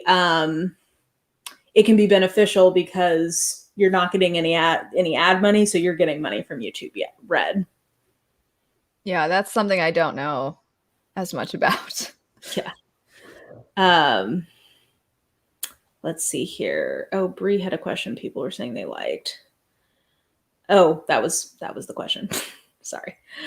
We still get a percentage. Yeah, it's correct. I want people to understand that, like, okay, first off, like I've said a bunch of times, I'm not exactly the norm. You and I both could make more, but the people that are doing well on YouTube as far as the numbers go, they're doing well financially as well. And if they're like, I said it earlier, but if they're like, I have to do these things I don't really want to do, but I have to because it's, and I'm like, okay, a lot of not great businessmen and women, or just like people in general, like, I mean, I had to, like, it's like I had to because money, and you're like, yeah, you didn't though, you didn't, and so yeah, I want people to understand people could be more decent, or they have freedom. They have freedom, so we don't have to pretend like. I think any scenario where somebody who has a parasocial relationship with you is implying that you owe them something, or else they're going to be in a bad financial situation. I would look, even if it's genuinely true. Like, let's say that there's somebody who genuinely has like I don't know. I don't want to guess other people's money, but I would just say anybody who you have a parasocial relationship with because they are a creator that you like, who is strongly trying to influence you to give them money above and beyond what I would consider to be normal practices, which is like watching their videos, interacting with them, using their codes if there's something that they're promoting that you like. Those are all normal, reasonable, or Patreon, like joining their Patreon. Those are all normal ways that people make money from their platform, and that's fine. If somebody is going beyond that and trying to essentially like subtly manipulate you and say like, I really need people to watch this video because I know it's going to get demonetized and I can't have it, I really need money from this one, or I really need people to use my link because I really need to, make affiliate money from this or whatever. Like, be suspicious a little bit, because we're not talking about people who are trying to make ends meet and are trying to provide for their kids, or they're trying to provide for their medical bills, or so. We're not talking about like literally like I can extend some I don't know, benefit of the doubt is probably not the right way to put that, because I try to give people the benefit of the doubt anyway, but yeah. I can extend a little bit, like, I get why maybe this is whatever. But when we're talking when we're talking about top of the food chain, and they're creators, people who are at the top of their genre of YouTube, don't worry about if they can make ends meet. They're making, I promise, like we discussed at the beginning, they're probably making at least 100K. They're conservative just from AdSense. And if and that's including Patreon. I mean, I know people who are making that, who make the same amount they make on AdSense as they do on Patreon. So like in that scenario, if somebody was making more than $100,000 in AdSense and they have a Patreon, there's a very good chance that they're making, let's even just say half of that from Patreon. So that's like $150,000. And then any sponsorships, that could easily be another $50,000 for them. So like it adds up if you... I also try to avoid, unless it's like a very specific thing, but so like World Hoppers, for example, very clear, this is going to charity. So yeah, I don't mind being like, buy the merch, whatever, not that I even say that very often anyway, but every now and then, like I did a video where it was a book haul, and I said that after 1 month, the AdSense from that video, I was going to donate it to relief efforts for the Philippines. So like that's a direct, like, people have already clicked on the video, and I've already said like, this is what I'm doing with this, whatever. But I try to avoid, because I've seen people do this as well, say like all of this money that I'm going to put a lot of the money I make toward something or other that like seems like a nice thing. And we're not talking about a direct amount, just a vague, like, I try to do this. And it's like, I'm not trying to encourage people to be suspicious, but there's some behavior that I feel like they're trying to almost manipulate you into giving them money because it seems like they're putting it towards something nice, which again, that's different than somebody literally saying, I'm going to donate this much to this thing. That's not... there's like some sort of accountability of like, I'm going to do this with the money, so I want to show you what that money is so that you know what I donated. That's different. But I think even with me, even with Elle, anybody who is ethical and transparent about the money that they're making on YouTube is not going to have a problem with you questioning in your mind anytime money comes up, like, why is it coming up? Because I'm comfortable with the decisions I'm making about that. So I'm comfortable answering any questions about it. But I'm not saying you have to like assume everybody is shady, but like have it in your mind, because unfortunately, there are more people who are willing to be manipulative about this stuff than like I wish that there were. Well, I sometimes don't even think they're doing it maliciously. I think they're not saying that's what you're implying, but I don't think they're in a corner like, how can I best manipulate my audience to give me lots of cash or something? But I also think that there are some people, is kind of what we were talking about with being content, where they're just constantly trying Very acquisitive. What was that? Very acquisitive. They're always like wanting more. Yeah. And it's not, I've seen people say Booktube is competitive, and I'm like, where? We're all just talking like, no, it's not. We're not. If it's competitive to you, that's weird to me.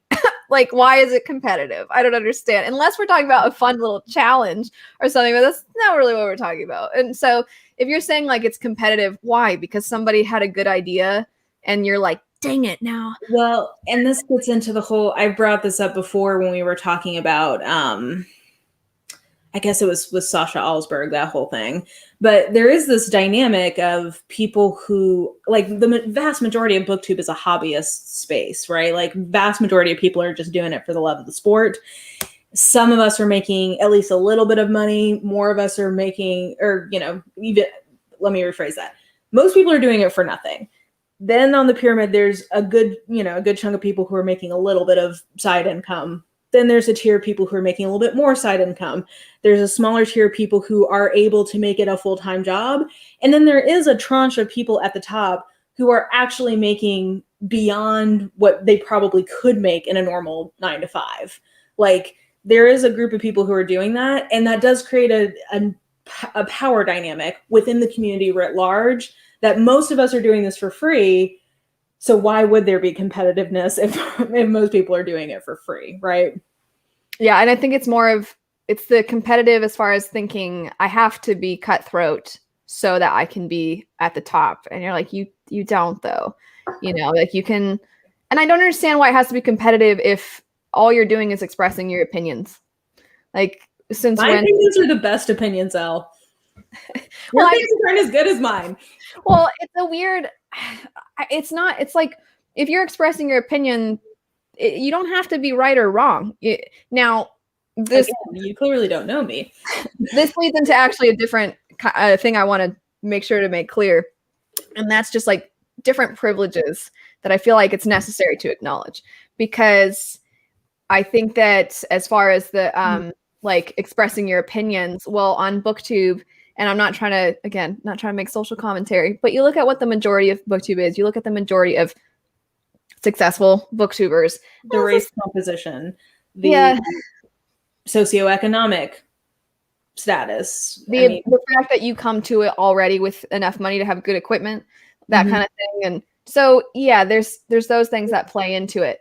And what can be a problem is when the majority of people feel a certain way about, let's say, a book. Like a lot of people love a book, and then somebody is saying like, here's why I didn't like it. And then somehow somebody who does like it, who has a large amount, kind of tries to use their following to put down what somebody else is saying. Like, no, you're not allowed to have that opinion of this thing I like, is so weird. It's so weird. I don't understand it. Like, why can't people just have different opinions? And this especially applies to, we don't have to get into, actually, this can get into something completely different that we probably don't have time for. So, but I think it's important to at least acknowledge this kind of, I'm beating around the bush with a lot of different things right now, so I'll try to be more direct. Even though earlier I talked about, you know, like, oh, I didn't have a super easy childhood, I worked super hard, so now I view this as not any, like, I feel very privileged in that. That doesn't mean there aren't other people who have worked super hard who don't make what, you know, Mara and I make, or don't make. Yeah, like, there's a lot of structural reasons why some people are not able to get there, and it has to do with things like class and race and conventional attractiveness and gender in certain genres. Like, there are things, you know, that's just the truth of the matter. Some of it is luck beyond our control of why we've been able to get to a certain point with making some money from YouTube and other people haven't. That I totally agree that that's a privilege of. Yeah. And I think it's important that people acknowledge, or at least be aware of that, and how, and people can conduct themselves however they're going to conduct themselves. Like we said at the beginning, there's no HR for the internet. You all are HR. Yes, but I think that I'm very careful, or I try to be anyway, and I mess up. Everybody messes up. Everybody says things in ways that, like, haha, like they say something flippantly and then they're like, oh shoot, that didn't, they don't even think about how maybe it came across. But I just think it's important to be really aware of how you're wording things. Something as simple as kind of trashing on a book, which everybody has the right to do, and I'm not, you know, like, oh, I love doing it. Yeah. So, but also I try to make it very clear, if I don't like something, that it's my opinion. Because I know earlier, before we even started, one of the things you wanted to bring up is like professionalism. Just in that, I think it's important to make very clear that things are opinion based. And something that makes me very uncomfortable is when I see, and I usually see it from bigger channels, this idea that this is how it is, and it's the reception from the audience as well that weirdly feeds into that. Because one of the elements of dishonesty that drives me a little bit up a wall, and I normally just keep my mouth shut about, but there are certain books that are popular, and there are certain books that are respected, and there are certain people that will tell people what they already feel. And they do that because they know it's going to turn into more views, and they know that means it's going to turn into more money, and they're just going to keep feeding into that. And then you hear this helicopter, by the way? Okay, sorry. Literally, my house was shaking. I was like, am I about to be swatted? Like, what is happening? Sorry, continue. But just that, you know, it's the professionalism aspect. I think it's important to always be honest. It's also important to acknowledge your background, whether it be cultural or financial or things like that, because certain books do hit on certain things. And like, I'm white, right? Like I know I'm half Cuban, I'm part Native American, but let's be real, whatever whiteness that is in me is clearly the thing and Cuban people can be white too, but like that is clearly, I mean, I'm white, right? So I know that there are certain things that I just, from my experiences in life, I'm not going to be able to understand the same way somebody else would. And so it's important for me to take into account, okay, well, this is my feelings about this book, but I would never want to make it seem like, that's why I recommend books even if I don't like them, like in recommendations videos and everything, because we all do come from such different backgrounds.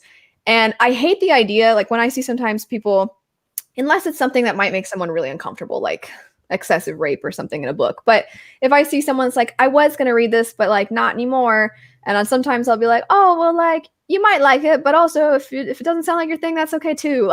But I still would encourage people to go look at other reviews or see what other people think. But I just get uncomfortable when there are people who present their views as like the right ones, or they're really not being super honest about what they feel. And as far as the like, don't be suspicious of everybody and just like constantly think everybody's really being fake. But there are times where people, they will go and watch other people's reviews and they'll look up stuff online to see what happens in the book, and then they'll just say that.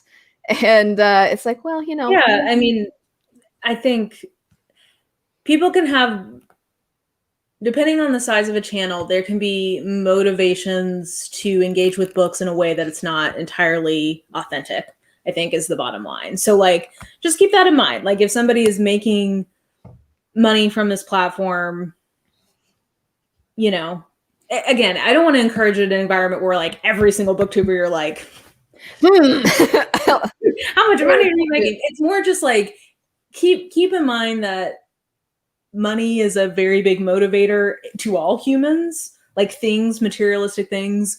We all have to make a living. And it behooves people, I think, to be aware of sort of what the dynamic is for a given person's opinion vis-a-vis money. Like where could it be being influenced? Well, and I made a video at one point called literally every book we go into with some bias, right? So like, duh. But I made a video about books I'm very aware I'm biased toward. For example, Witcher, because I love the video game and I played the video game first. And other ones where I'm like, you know what, my friend, we buddy read it, and like it was so fun, the buddy read experience, that like that probably made me more like inclined to like this book because the experience of reading it with this other person was really fun.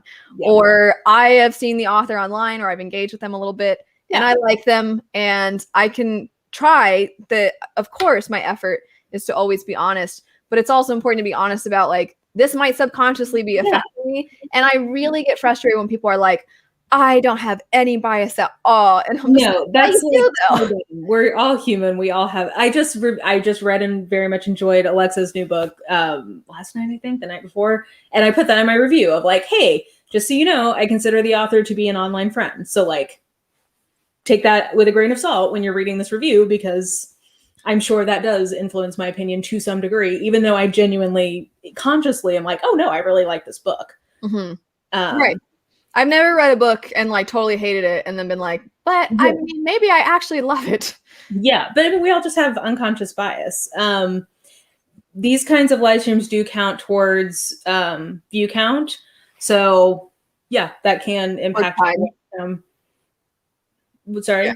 The view time. Yeah. And you can put more ads on longer videos. Yes, I did get the textbook. Izzy, you're well, I can, after COVID, I can make you some copies of any relevant chapters that you would like to read. And okay, this actually gets to merch.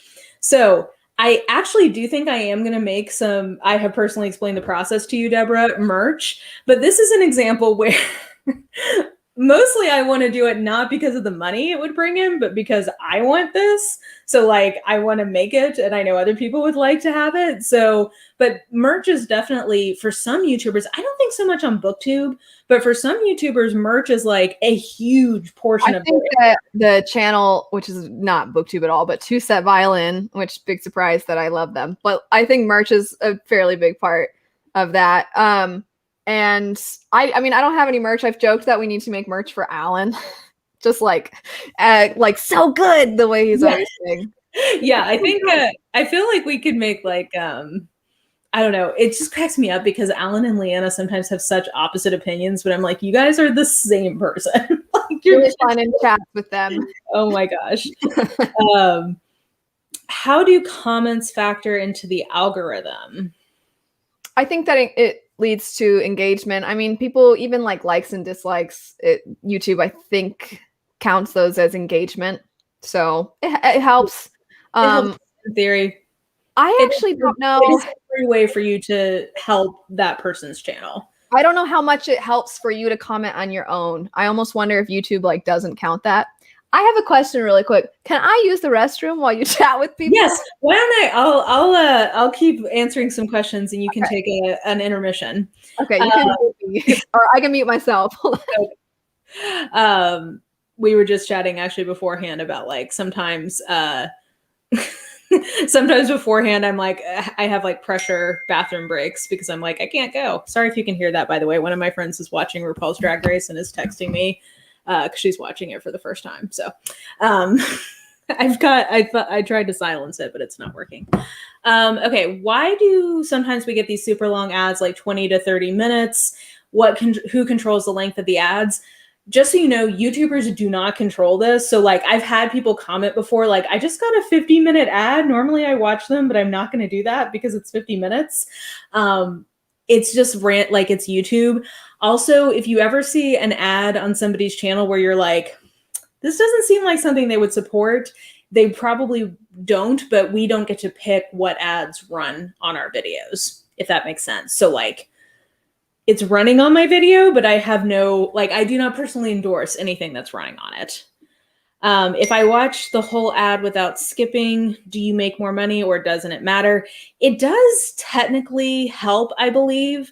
Like, I think the more you watch an ad, the better it is, but I don't totally understand how. So there you go. This is a good point that it's nice to have different lengths of videos just so you can, just so you have different things in rotation for different kind of points in your day. Let's see here. Any news on that Deborah mug plan? Yeah, like I said, I actually just sent an email starting the commissioning process. So you guys will be getting, I have personally explained the process to you, Deborah, merch. I just don't know exactly when, but I want it. So I'll offer. Let's see here. There's so many good comments, guys. Alexa said, I got that comment too the other day. You post too many videos. Me, sorry. Yeah, it's like, it's free, guys. Like, what's the... Also, what is this idea that you don't have to watch it? Like, I'm sorry that you are incapable of making decisions for yourself. Like, if you see it in your subscription fee and you're like, another one, then just click like not interested or like scroll. It's really easy. It's like, yeah, just don't. It's not that big of a deal. Yes, people talking about crediting. I really love when people take word for word what I've said. Pours into her tea mug, as Jess says, no tea, no shade. That was all tea, all shade. I'd rather have someone post too much than every other couple of months. You don't have to watch them all. You have to watch. I don't know. Let's see here. Yeah, I mean, I have some people who only watch me for a specific kind of content. Right. And so they don't really watch other videos, but I'm just happy. I mean, we make videos because we want people to see them. So like, obviously I want people to watch all of my videos, but like, for instance, actually, I should mention, this is a good example of like, where if I was only going at this for money, I didn't make a very good decision. So other YouTubers, you can learn from this. My new podcast that I run, I love it. It's something I'm really enjoying. But I know it's about a specific series that not everybody who watches my channel has read, or who not everybody cares about.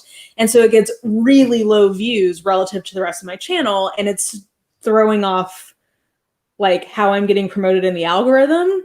So like if I were purely doing this for money, I probably would stop posting those to YouTube on this channel and like come up with a different channel. So I'm sorry, I wasn't laughing at you. I saw somebody say, "Wait, are you switching the bottle you're drinking from?" Okay, so yeah, he has like an entire line. I started in this one, and then I had another one ready to go with ice filled up, and that other one was this one. And then I have a bottle that I'm almost done drinking out of, and then just in case I finish that one, I have this one too. So yeah, I have, like a lot of things to drink. She's got no alcohol, just all. I only had 2, but Elle's got like a full bar. So This is why after recording World Hoppers videos, I'm always like, I gotta go to the bathroom. So also, I just want to, as I know that I'm so sorry, I just happened to see in the chat about the whole like super religious stuff that comes up ad wise on trans videos. I saw I love Sam Collins. I don't know if anybody watches Sam. Yeah, love Sam Collins, but great. They did a whole reaction to a certain thing. Sam's awesome. Shout out to Sam. Kara, this is a good call out of, this is a version of, I think, a little bit of parasocial manipulation where people are like, you can buy books to support me. And then like, I don't expect you to send me anything. And I know, I get where people are coming from. And I think they probably do mean both of these things, but depending on how people frame this, I do think this can be a little bit manipulative of, if you're posting a wish list, you're wanting people to send you things. And I think you can just say that. Like, you know what I mean? Like that is something I notice sometimes. So I think sometimes too, it also is because it's almost more for other booktubers who are your friends. Yes. To like buy you presents. I don't have a wish list, but some of my booktube friends were like, hey, do you have a wish list? And I was like, hold on, let me think of something. So yeah. And like I said, I don't think always, but I think sometimes the way I see people kind of talking about that, I wish they would just come out and say like, yeah, if you want to support my channel, I would love it if you choose to do this. That's great. And like, that's all you have to say. Like, I don't think you have to get into a full like song and dance about it. Yes, Bethany, this is just a fact. This is, if you know me. Let's see here. Is there anything that we haven't? Oh yeah, we do too. Yeah. It's really fun when large channels only support the smaller channels that other people recently shouted out. Ooh, we got shade up in here. Yeah. Also, I see. Just so they know, I see. Here's a question: what kind of videos get the most views for you? So there's a few. Obviously, the staples, the book hauls, and the TBRs. Always, I try. I don't know. I try to, if I'm gonna do a book haul, I try to like save up, and so that I don't want to frequently post them because I want to post a lot of other stuff. But also, Sanderson videos usually do pretty well.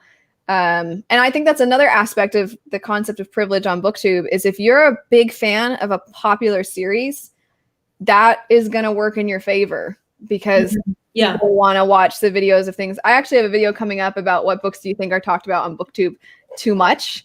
And I like took some of the top answers. And I do have a few that I like a lot. I have a lot I don't care for, but there's a few, and Sanderson's one of them. So Sanderson videos tend to do well. And I will admit what was frustrating is my Witcher videos, because when I started Booktube was pretty much just not only talking about Witcher, but I talked about Witcher a lot. And this is an example of opposite of privilege, where because I'm a girl and some Witcher fans are disgusting, I would get like, I had one video that I took down because it was comment after comment after comment about what I look like and what they would do to me. And I'm just like, yeah, I'm getting tired of this. So I just took it down. And to be a woman on the internet is just such a joy. Well, it's frustrating too, because, okay, sorry. I feel bad because I don't mean to get into sounding like I'm complaining here, but I see a lot of times people be like, oh, it's annoying how much Booktube talks about YA books. And sometimes I'm like, where? How many channels are exclusively about YA, first off? And then second, okay, well, guess what? The adult fantasy community is not super welcoming to women. A lot of times it's not. You get men that talk down to us, the dude bros, okay? Yep. Not all men. That's not what we're... Yeah. We know not all men. If you are not one of these men, you know it. So you don't have to... We're not talking about the nice fellas, but we're talking about the dude bros that will explain to you why you're wrong, who will just like... But we are wrong, Elle. We can't help it. We're women. We're just always wrong. Oh, we have a uterus, and so, you know, like that inherently means that... Or anyway, just so sometimes you get tired of it. You get tired of the being talked down to and people being condescending. Yeah. I don't know. I'm always like, dude, you're saying rude things to somebody on the internet. Like, chances are you did not do better than me in school. And not that that's the only level of intelligence, but... Yeah, I mean, yeah, I think that there's some areas of the internet that are more and less welcoming to different types of people. I will say one thing that's very funny to me is I get people like my brief dip into guru gossip. There was talk about like people not liking negative videos. And sometimes I just see that comment in general. I don't like negative videos. And I'm like, girl, I see these analytics. People love videos. People like these always are my best prefer. And I think that I like doing them and I think they serve a legitimate purpose. So it's not, to me, it doesn't feel like pandering. But I do know, like I had my last 7 books I DNF'd video that went up this weekend. And I was like, I don't even have to look. I know it's going to be my #1 for the last 10 videos. And I went and looked and like, yep, of course it was. Because people, I like it too. I'm not saying I'm immune from it. But people who complain about negativity, I'm like, I see you speaking on that video. Don't lie to me. I saw somebody asking if I get creepy comments. I have put a lot. So some people don't know on YouTube, you can put certain words so that YouTube will automatically hold comments that have those words. So, you know, as a lady on the internet who doesn't feel like having a bunch of stuff said disgustingly, words. You think of as many rude words directed at women as you can, and then that helps keep you from seeing that nonsense. So yeah, and you get creepy stuff like, I mean, I always use this as an example, but on that Witcher video I took down, somebody was talking about how they wanted to put their swords in all of my holes, and I'm just like, yeah, well, chances are you're not putting it in anybody's because you're a creepy animal. So your loss, sir. Yeah. I just want to shout out Booktube Goddess. I need to check your channel out because apparently Booktube Goddess is doing Booktube in drag. And this sounds amazing. So I've been wanting, I want to add, I've been wanting to, I know it's not exactly the same, but I've been wanting to, a few people have noticed like, oh, wow, like your eye makeup is so cool in this video and stuff. I want to do videos where I like chat about books while trying to do like cover looks. Yeah. So there's one I did recently where a lot of people were complimenting it. And it was for me trying to kind of like test out a look for the cover of the Gilded ones, or I'm still like testing stuff out. So anyway, sorry, can I scroll through? I can't scroll, and I'm so stupid. I never know how anything works. I'm so behind still. I wanted to address after the creepy comments. There was something I wanted to mention. Oh, the misogyny and harassment. Okay, so I had a video. I think sometimes being a nice okay, I had somebody tell me once that they feel like I have what did they call it? Basically like a secret B-word side. Absolutely I do. Like I just like a lot of people do, but it's called, you know, like being a decent human being and reining it in. But so anyway, I'm like, I feel like sneakier sometimes. And this people like to think that if you're a nice fairly positive, optimistic person that you must be stupid. And I think this is especially true of girls. Of women, yeah. So, which I'm like, yeah, you can go ahead and keep thinking that. But this one, you have a right to complain about misogyny and harassment. So I did a video about the fact that a lot of best of fantasy lists are almost entirely made up of male authors. And I did a side-by-side of 2 different lists where they were both 25 books total. Only 5 of them were written by women, and on both lists there was only one book difference of the 5 that were written by women. So it was basically the same ones. And all of them, I think with the exception of one, which was the one that was different on one of the lists, all had either their initials or male pseudonyms. And two of them are books that are often not even sold in fantasy. They're sold in fiction, but apparently for these lists, it's allowed to be considered fantasy. Anyway, so I was pointing out like what is contributing to these lists being entirely like primarily made up this way. And normally when I see a lot of really gross comments, I'm like, whatever, hide user, this person's disgusting. That's a video. I never once said sexism is the reason, but they pretty much answered for themselves. Like the amount of comments, they're like, well, men just write fantasy better. And like, I'm like, keep it up, please answer the question on yourself.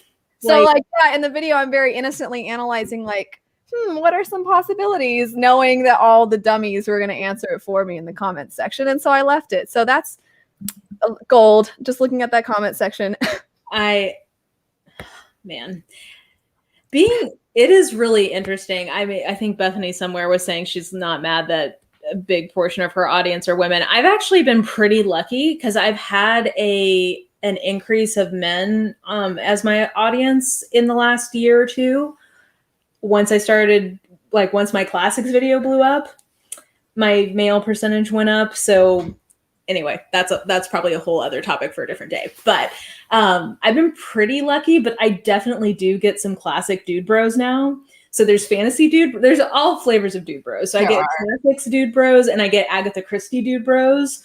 And those are just so funny because it's like sometimes if they get like mean, I don't like it, but in general I'm like, you're just telling on yourself with like how you're sitting here mansplaining to me that I don't know what I'm talking about when I'm talking about Agatha Christie, when literally I have read every single one of her books and like done a detailed review of every single one of her Poirot and Marple ones, and you're sitting here telling me like you clearly haven't read enough Christie. It's like, okay.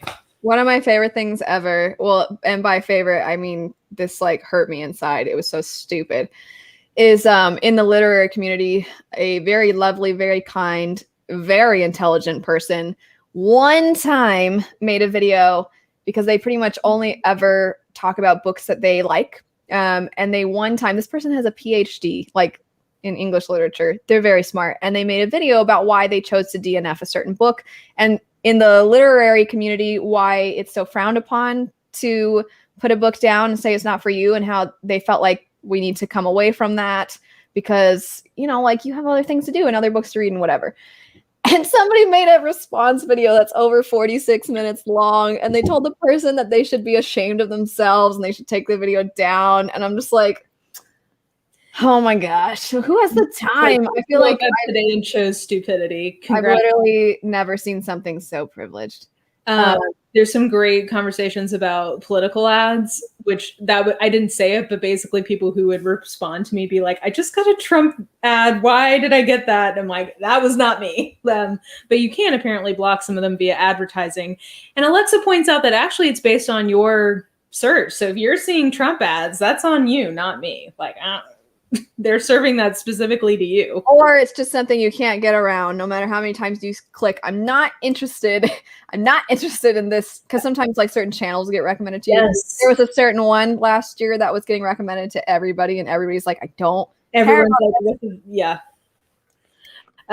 Josh, I do think ad block affects income. I don't know how I would measure that, but yes, if people block ads, that does affect income. So if you want to support your favorite creators, you could turn off your ad blocker when you're watching them. This is the infamous. Oh, the bottom. Yeah. Yeah. I have a lot. You're welcome.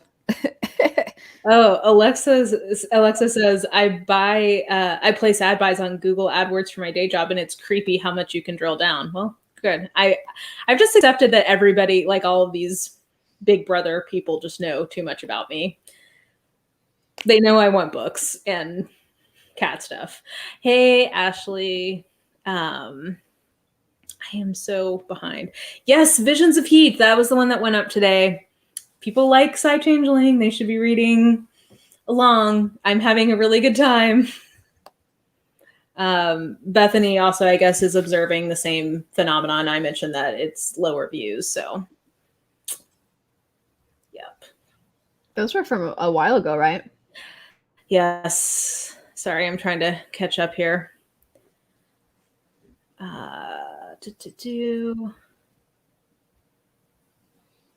Your existence is political. That's funny. Yeah, well, that's a fact. Okay, Ashley says wrap-ups are her most viewed. Those do tend to be pretty high. I'm always surprised. And I mean, it makes sense that wrap-ups often get fewer views than TBRs because I'm like, don't you want to know the follow-up? But then I'm like, but if you watch the TBR and you're like, I don't care about these books, then I kind of get why you wouldn't watch the wrap-up for that month. Yeah. But it does. I mean, the greatest irony in Booktube is that book reviews are some of the least watched, which is funny. But you know, I get it. True. I get it. Why it's like that. Yeah. I also agree with this that a lot of like recommendation, like list videos tend to do really well. Yeah. I think you have to balance it because they do well, but they're not always the most fun thing to make if you make them a lot. So that's the other thing. If you're trying to maximize your revenue, you would only make certain kinds of videos versus like you as like, you know, like we were talking about earlier, like you get ideas and you want to try things and do new things. And sometimes people like it and sometimes people don't, but you know, that's part of how you stay interested in it. Yeah. And I think before we started, that was one, let me look at, I had taken notes before we started about, it was something about like what you choose to, the decision making, like what views you're going to make and stuff. Yeah. So for me, I'm aware that certain videos are probably not going to do as well, but I'm like, you know, I still want to do this video.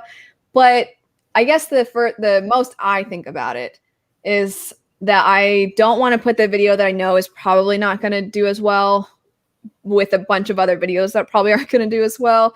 I'm probably going to put it around a video that I'm pretty sure is going to do well so that like there's a balance, I guess. So if I'm going to put up a TBR and I'm probably not going to do like the TBR, the book haul, the whatever other thing, like a list video that does really well. And then like kind of a snarky video or so like, I'm probably not going to do those all by each other. I'll try to space out with, you know, here's a book review here, or here's a like a video I did as if the Stormlight Archive characters were dogs, and I found like their dog equivalent where I'm like, this is totally the dog. If they were a dog, this is what they would look like. And I had so much fun with that video, and I took it way too seriously because I took a lot of time to figure out the perfect dog for each character. That didn't do super well, and plus I was gonna donate the money to like an animal shelter or something. So it's like, I don't know. It was just, but I had so much fun with it, and I'm like, it's different and it's fun. But of course, you know, and I think that something that can get not discouraging by any means, but something that you're like, when people say I get tired of seeing the same things over and over again, and I'm like, yeah, the numbers don't reflect that. Yeah. And so not saying the people that are saying that are also like being giant hypocrites because they can't help if other people want to watch those things. Yeah. But I try to find unique, fun things to do. I mean, I did, sorry for another Stormlight thing, but I did a video where I talk about a character I really like while simultaneously there's a time lapse of artwork I did for that character so that it's like kind of unique. And then I've done music where I compose music and I play all the parts, and that's not something you see all the time on Booktube. Yeah. And while a couple like my Mistborn violin video has done well, a lot of the other ones don't do very well at all. And I probably put more time into those than most everything else that I've put up, not combined, of course, but most of what I've put up is probably not going to have the same, like I'm going to get more views to just be like, I'm hoping to read these books this month. And then I do something like that and it's not going to get nearly as much, which is, well, I mean, okay. Yeah, the reality is some of the more creative things, like it has sometimes a more niche audience, like that not every like, it's not as widely appealing, and which is okay, but like and it doesn't have the same words that YouTube is gonna like. If you watch a lot of book hauls, you might get recommendations for book hauls, whereas I don't know if a ton of Victoria from A Musical Bookworm also has done this before, which is really cool. And we've talked about like, oh, it'd be so cool for us to do a collab because she plays flute. But either way, aside from that, I don't know a ton of people that are making like instrumental compositions for a book. So it's like there's no other. How is YouTube going to recommend that based off of your other? What else you watch? But I don't care. I don't care because I'm going to do the stuff I think is fun. I mean, so many people. I mean, people to the point we're kind of making, like, people say they want one thing, but like the analytics don't lie. Like, earlier so you have to do things you like. I mean, that's part of what keeps it interesting. But I do the same thing of like, if I know I have one that I don't think is going to do as well, I'll like sandwich it between two that I'm pretty sure will do pretty well. I saw earlier something about, because when we were talking in regards to people telling you what you want to hear, and reaffirming like, that's right, the books that you like are amazing, and they, even if they don't necessarily actually think that. But on the opposite end, what about people that just trash books? And I think there's a difference between people who are doing something in good fun, and like we've joked before, like Alan losing that challenge and then like having to read A Court of Thorns and Roses, like he doesn't like I mean, you may not like it, but it's probably good for views because people like seeing people not like things. I actually just that video I was telling you I'm going to have go up about books that get talked about too much or whatever, and how some of the popular ones, they already have a huge fan base, right? Like Cindy, it's not like Sarah J. Maas is going to suddenly lose her income because Cindy made a video about those books, right? And if anything, more people might read them now because they're like, I want to see what she's talking about. But I think there's a difference between, we all know that this person's not going to like this and it's in good fun and it's silly, and then acting like finding things and then purposefully not liking them, even though you might, but doing it because you know everybody else already doesn't like it. Yeah. I don't know if I'm even explaining or articulating why there's a difference between the two. But well, it's the good faith thing. I think, you can make a negative video in good faith, or you can make it in bad faith. And I think mostly you can tell when you're watching where it's coming from. Yeah. And I think what's tough too, and I remember last year, I think it was the beginning of last year, I was just having a streak where I wasn't liking a lot of things I was reading, and they happened to have been like kind of popular. So I ended up having a community tab post, I think, about how I'm like, okay, so I have another review going up and it's a little negative, and I'm not purposefully trying to like tap into, I'm going to start just making rant reviews so that people will like follow me to see me, whatever. It's like, I just genuinely I'm striking out on a lot of these. But then it was even being honest about that, then people are just like, you shouldn't care so much what people think. And you're like, I'm just trying to let you know that I'm just trying to be upfront. Sometimes I think I'm like a little too, I gotta like make sure people know. And then it's like, okay, no, just like nobody was suspicious. And like, now maybe we are. Cause like, why would you think you need to tell us? I'm like, I just really want to make it clear. Well, and I mean, I know some people get annoyed with some of that, but it's like, if you had to read the comments people get, you would understand why like people go above and beyond to be clear about things sometimes. Cause it just gets so like disclaimers. I get a lot of people hate disclaimers. Because like, I know Deshauna, I don't know if she's still here, but she's talked about before, a disclaimer is not going to keep the crazy person from telling you how stupid you are, which is true. But I also think that there are times where you want to make it clear, and I can't fault somebody for wanting to articulate, like, I understand why, let's say you're a white person and you read a book and it's not at all about your experiences, and you didn't end up liking that book. I think it's fair to say, I didn't like it, but it's not because of these things. And I just want to make clear it was entirely because the pacing didn't work.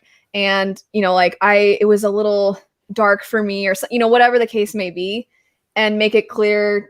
And that's one example, but I'm not going to be like, they should have just given their opinion and then gone on. Well, I don't know. Yeah. I mean, I think this is exactly right, Izzy. I think sometimes people think their one complaint reflects the reviews of all viewers. So the reality is it's not like we end up having to put in disclaimers or like put in things like that because there are like 3 or 4 really loud people, in the comments being like, why, clearly you thought XYZ. And it's like, okay, no, I didn't. That's actually something I want to. So you find yourself sort of. sorry, I was gonna say, I actually want to kind of talk about the fact, as far as like the business side of Booktube. And one thing that I decided before I even made my channel, which was the fact that, of course, negativity, it's going to hit you different, right? Like 1,000 people can tell you, oh my gosh, thank you for like, 1,000 people can tell you you're amazing. And then one person can just tear you down, and you're going to remember that one and it's going to stick out. But what I can't stand is, from a personal like viewer perspective, is when people only ever seem to pay attention to those comments, and they'll tweet about it, or they'll have stuff on Instagram about it, or they'll talk about it in videos. And it doesn't matter how many people were nice and kind and supportive. They only ever give time to those people. And so a long time ago, I'm like, even if I don't get around to comments, or even if I'm not able to answer comments, I still appreciate, and I'm going to give my time to the pods. Like every now and then I'll answer a comment if it's a little snarky or something, but I'm not going to make a whole video. I'm not going to highlight. The only time I've made 2 videos. One of them was where my husband and I read hate comments, and then we donated the money to charity. And another time, and actually Reads with Rachel the same week had the same idea. And I was like, hey, great minds think alike. But the idea to do book recommendations to hate comments, those are the only times I can recall that I've like really highlighted the negativity. But I tried to do an entertaining spin at the very least, so that it was still a way to serve for entertainment for the people who are supportive and nice. But it does, I think sometimes the downside to I don't actually think it's a bad thing to not spend time highlighting those things. But the downside is sometimes the people who are complaining the most about the negativity they get, it's like people think that other people don't get it. And I'm like, no, I'm just not complaining about it. And then I'll also add to our infamous slogan, that's what your group chat is for. Yes, exactly. I also think there are people who will kind of mislead you into, they seek validation by having people, like they'll highlight negativity, and sometimes they'll mislead you because there'll only be like one person saying something, but they'll act like, I've been seeing a bunch of people say this recently, and then they'll have like kind of almost like I feel terrible saying this, but like a pity party post, so that everybody will tell them how amazing they are. And everybody is going to have something like that come up at some point, right? And I get it, but it's when you do it a lot to where I actually get concerned, like you might need to take a step back. You might need to either block some people or hide some comments or stop looking at the comments for a while, because mental health, earlier we were talking about how YouTube is, pretty easy. That is the biggest part of it that I think is difficult, is the hardest part of it, is the constant feedback from strangers that you have no control over if it's positive or negative. Right. And so in that regard, I think that's the biggest thing. And so I have to struggle sometimes thinking about the balance of how much do I let people know? Because I'm a pretty reserved person when it comes to my personal like struggles and things like that. And I'm like, how much do I let people know so that they understand like why maybe I'm not answering comments as much right now? Because I want to be honest and transparent with people and let people know like, hey, I'm going through this. But then you never know, I've brought this up before, you never know how people are going to use that to try to bring you down. Because I made a video when my dad, I don't remember at what, it was his 3rd or 4th time going back to the hospital. And I made a video about how I was just like so frustrated. It was just basically me ranting about like, I'm so exhausted and frustrated with everything that's going on. And then somebody commented and told me they would come back when I was done moping. And I was just like, woo! I know. And then they were like, I'll come back when you actually do book reviews again. And I was like, I just had one like a week ago. I was like, so at least be accurate if you're going to say something like this. And then they start, of course, just being like snarky. And then my husband was like, basically telling them like, maybe don't say something. And they're like, I'm actually glad that you commented because it's very clear that she's depressed. And I recommend you getting oils and she can massage them on her. And like, just being as rude. Was she trying to sell you doTERRA? Like, it was a man. It was a man. But I was just like, Hyde user. So clearly it's like, oh, I'm glad that this other man came along so us men folk can talk about, like, get a hold of your woman. Honestly, he can, I mean, it's my channel. I can say he can eat a dick and die. Like, what in the world? So something like that where that's the only part that's sometimes difficult to navigate. I don't even have a problem that some people aren't going to like my personality, because that's a given. You're not going to like everybody, and that's okay. And I don't mind if some people, if I rub you the wrong way, or if I say something that you didn't really like you can tell me, like, when you said this. And if it's especially something like, oh shoot, that is not how I intended it at all, thank you, but it does bother me, because when it comes to highlighting negativity, maybe it's just me, maybe this is me having a pity party. I feel like there are some people that can highlight the negativity and be almost rewarded for it and validated. Or other people, it's like, oh no, you're not allowed. It makes it feel like, oh, they're just always complaining. They're always playing the victim, which there are some people that do kind of sort of like always present things a certain way. So you'll tell them like, wow, your life's just so hard. I'm so sorry for you. That does happen. But I just think, well, when it comes to like the business of Booktube, it's worth considering who uses those moments to advance their channel. You know what I mean? Like, there's a difference between having like transparent, like, I mean, I've talked to my detriment, probably. I talked when my dad died. Like, I was back on here probably way too soon, but it was a good escape, whatever. I talked about it. I've had health issues last year. I've been transparent about that because I view this as a way of like sharing what's going on in my life. But if you ever see me like, hey, I just had an appointment at the hospital, here's my affiliate link. Do you know what I mean? Like, that's like, I see people, not as much on Booktube, but I see people doing things like that on YouTube in general. Or like, oh, this person was so mean to me. Hey, here's this, here's my merch. Like, do you know what I mean? Like that's where to me it gets manipulative. To capitalize on, like in my instance, when I let people know that my dad passed away, which already it's weird how like we had some similarities and things that transpired, because for anybody that doesn't watch my channel, doesn't really know me, after my dad passed away, shortly after, I had emergency surgery because my appendix was like, your life sucks, it's stressful, I want out. So because like last year was terrible for everybody, but I mean, we were struggle bus health wise, on top of everything else. It was just like one thing after the next. But I definitely, I can't imagine having tried like vlogs, for instance. There was no way I was going to be doing vlogs when I was taking care of my dad. No way. It would have been incredibly inappropriate. So inappropriate. Like, it was hard enough to try to make videos. Usually when I would make videos, it would be like if my husband was home, and then I'm like, okay, I'm gonna go like record really quick. Or like my dad was taking a nap or something, because there'd be some times where he would not be able to sleep at all, and then there'd be other times where it was like he was out all day. It just depended on the medication, or what is it called? Your something rhythm. I remember the word. I always think cicada. What is it? Yeah, circadian. Cicada, which is or cicada. I say cicada. That's more fun. But like it would be all off and stuff. So then he couldn't. Sometimes he'd be sleeping a lot. Sometimes he wouldn't be sleeping at all. Or if he was in the hospital, and I'm like, well, I don't know how long he's going to be in the hospital. They won't let me visit him, so I'm going to try to bulk film as much as I can, edit as much as I can, and then like I have those ready to go, because I don't know what it's going to be like when he gets home. I don't even know when he's coming home.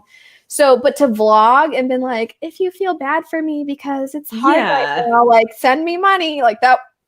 No, that would have been totally inappropriate. And I know what you're talking about. And I don't know. There's just sometimes people do that kind of stuff where it's like, yeah, this is weird that you're. So when he did pass away, and I made a video about letting people know, and I didn't really go into like too many details because it's private, but I did say like, I am going to monetize this because I'm going to use this money and put it towards a children's hospital, because he was really passionate about, like, it just made him sad to see kids sick and things like that. So, and I know that he would have thought that was the coolest thing ever, to be like, I mean, you just were talking about something and then you were able to make money and give it to kids. Okay. Like, he would have thought that was great.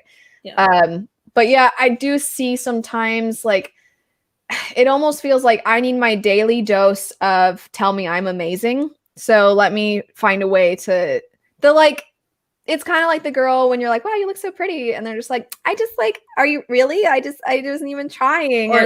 Or she comes out of the dressing room and she's like, I look so fat. It's, industrial diet complex. And it's like clearly fishing for like. Yeah. And so where this originally was, kind of starting, it's just the idea that I don't know. I have a hard time because I do feel like this is such a position of privilege to be able to talk about. YouTube in general is pretty much a position of privilege if you can make money from it. But I really want, I don't know, sometimes I just want people to have a little bit more gratitude and to appreciate that this is like a really amazing opportunity and not to take it for granted and not to take their audience for granted. And I hope people, well, first I want to give a shout out to Ashley because she was talking about her mermaid project, which was amazing. And everybody in the comments was agreeing how amazing it was. So way to go, Ashley, because that was a great video. But yeah, I mean, like, I think anytime you lose sight of, even if I make money from my audience, I don't think about them primarily as my meal ticket. I think about them as a community I've cultivated. And I think even like, no matter about that. Well, I think no matter how big you get, if you ever lose sight of the fact that you started as having like a person-to-person connection through the computer, that's when you've really lost the game. And like that to me, like, I guess my bottom line is like somebody likes Christine from Simply Nailogical. She's huge. She has her own business, whatever. It's so clear to me that she doesn't take that for granted. She's completely transparent about her financial situation. She keeps her day job because she's like, I want to stay grounded, basically. I don't want to lose perspective. She has millions and millions of subscribers. I'm sure she's made millions and millions of dollars. I don't have a problem with that because she stays connected to the fact that she's doing it. Like, she's got a connection to her audience that's not just looking at them purely for like, how can I squeeze every dollar out of you?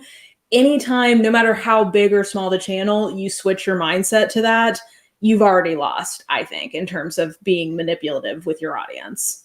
And I also think if you weaponize your audience in any way, if you mislead your audience so that they will attack on your behalf, also, and to add to that, if your audience is the kind of people that will go attack somebody, like, you messed up somewhere. So I want to add, to some degree, you cannot control everybody in your audience. You can't control that you're going to have the crazies and the weirdos. You can't, there's always going to be trolls. Yeah. But if a large portion of your audience, if people feel like they can't even say anything on your video because your audience is so aggressive and your audience is so, I mean, I guess that's the best word, aggressive, or sexist or homophobic or things like that. If you've cultivated an audience like that, that's a little on you, because at some point you decided, I don't want to make clear what is unacceptable here.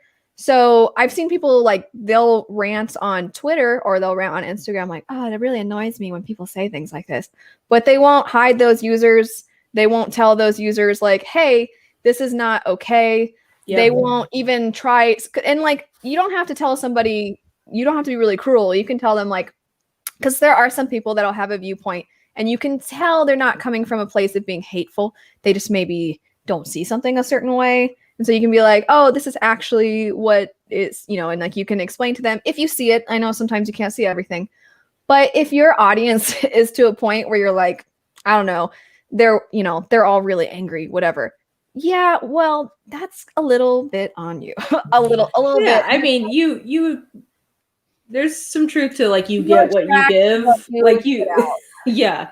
Also, Alexa, I just want to, I think Elle I can vociferously just say fuck you to whoever said that to you, because they are actual human garbage.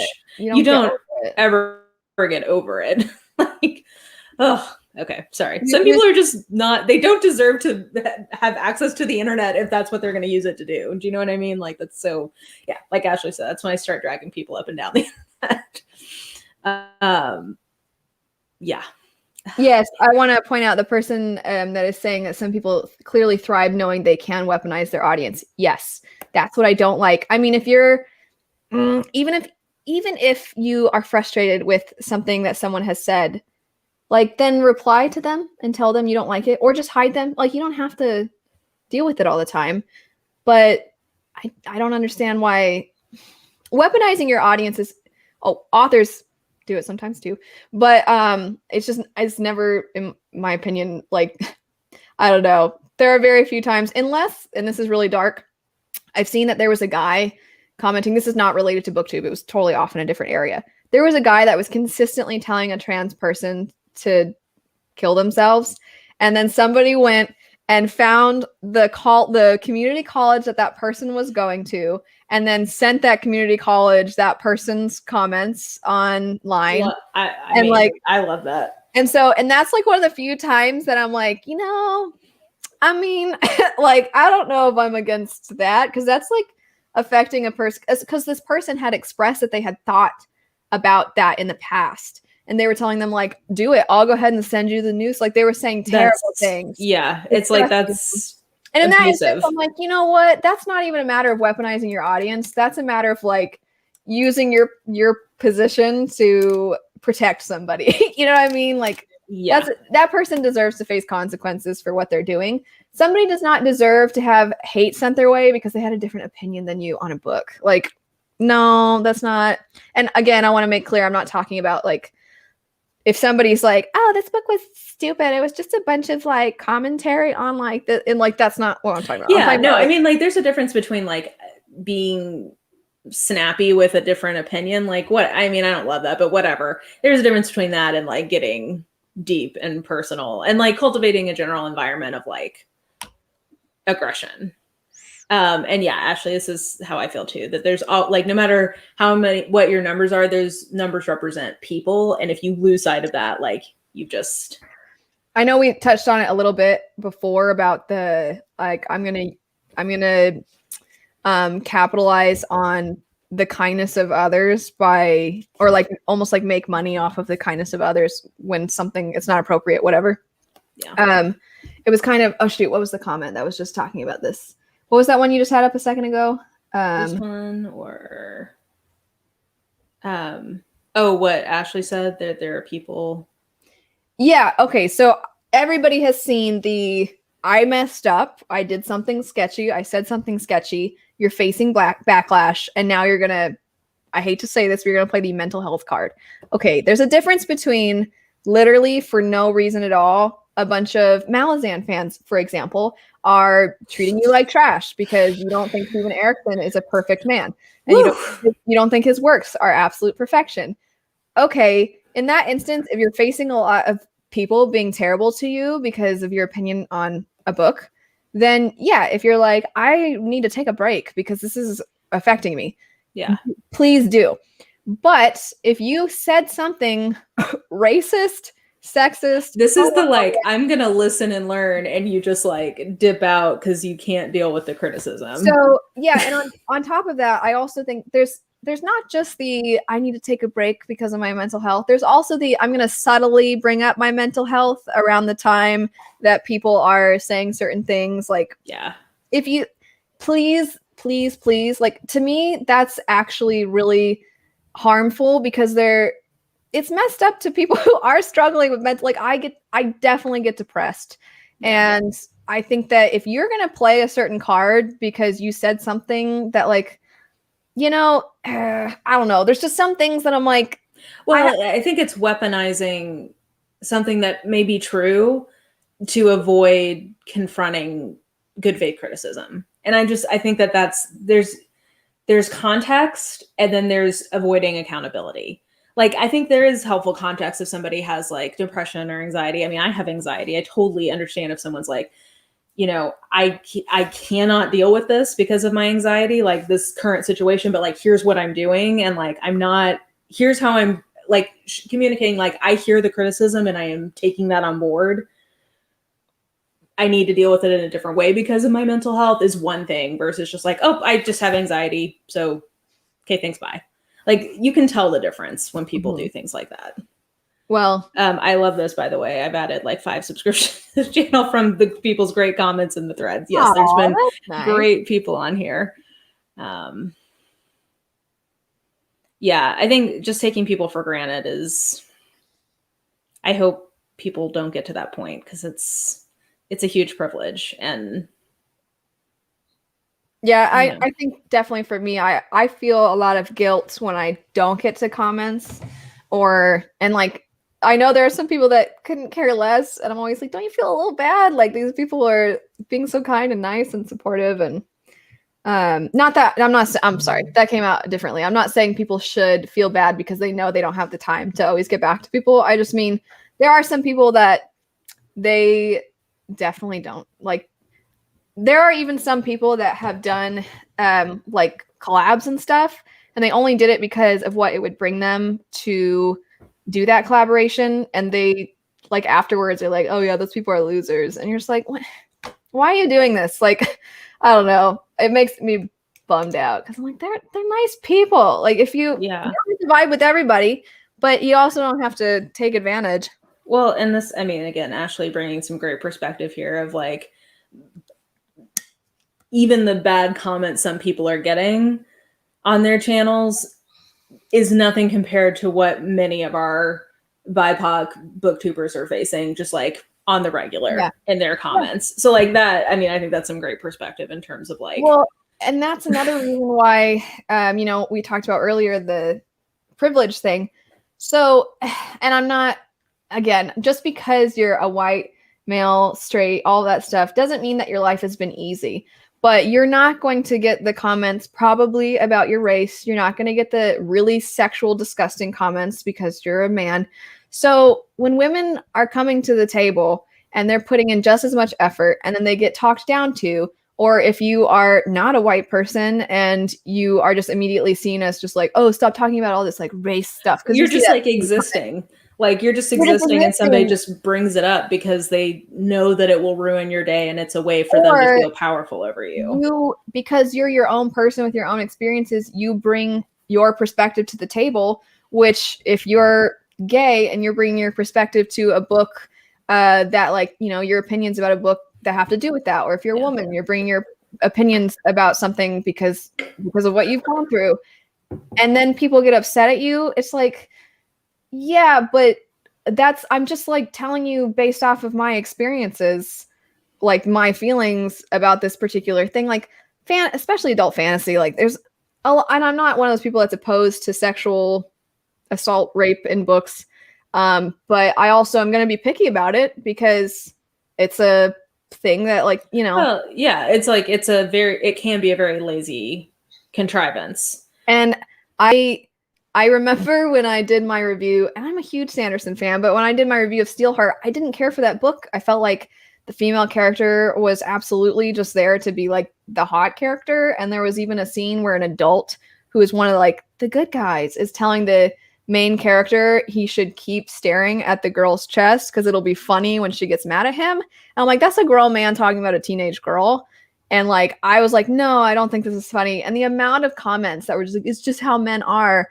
And I'm like, and does that change that I can be annoyed? Like, and also just because something is realistic doesn't mean you have to put it in some men are pigs, but also people have indigestion. I always make a joke, like, I don't see us talking about indigestion. As somebody who has indigestion, I would say that I would very much enjoy if there was more GERD representation in books, but you know, we can't have everything in life. No. But it's like, yeah, I guess what I'm telling you is the normalization of the objectification of women kind of bothers me. And I don't need you to explain to me that like, oh, just like, why even bring, like, does that make sense? So going back to this other comment about the negative comments are not about the book or their opinion about a book, but their race.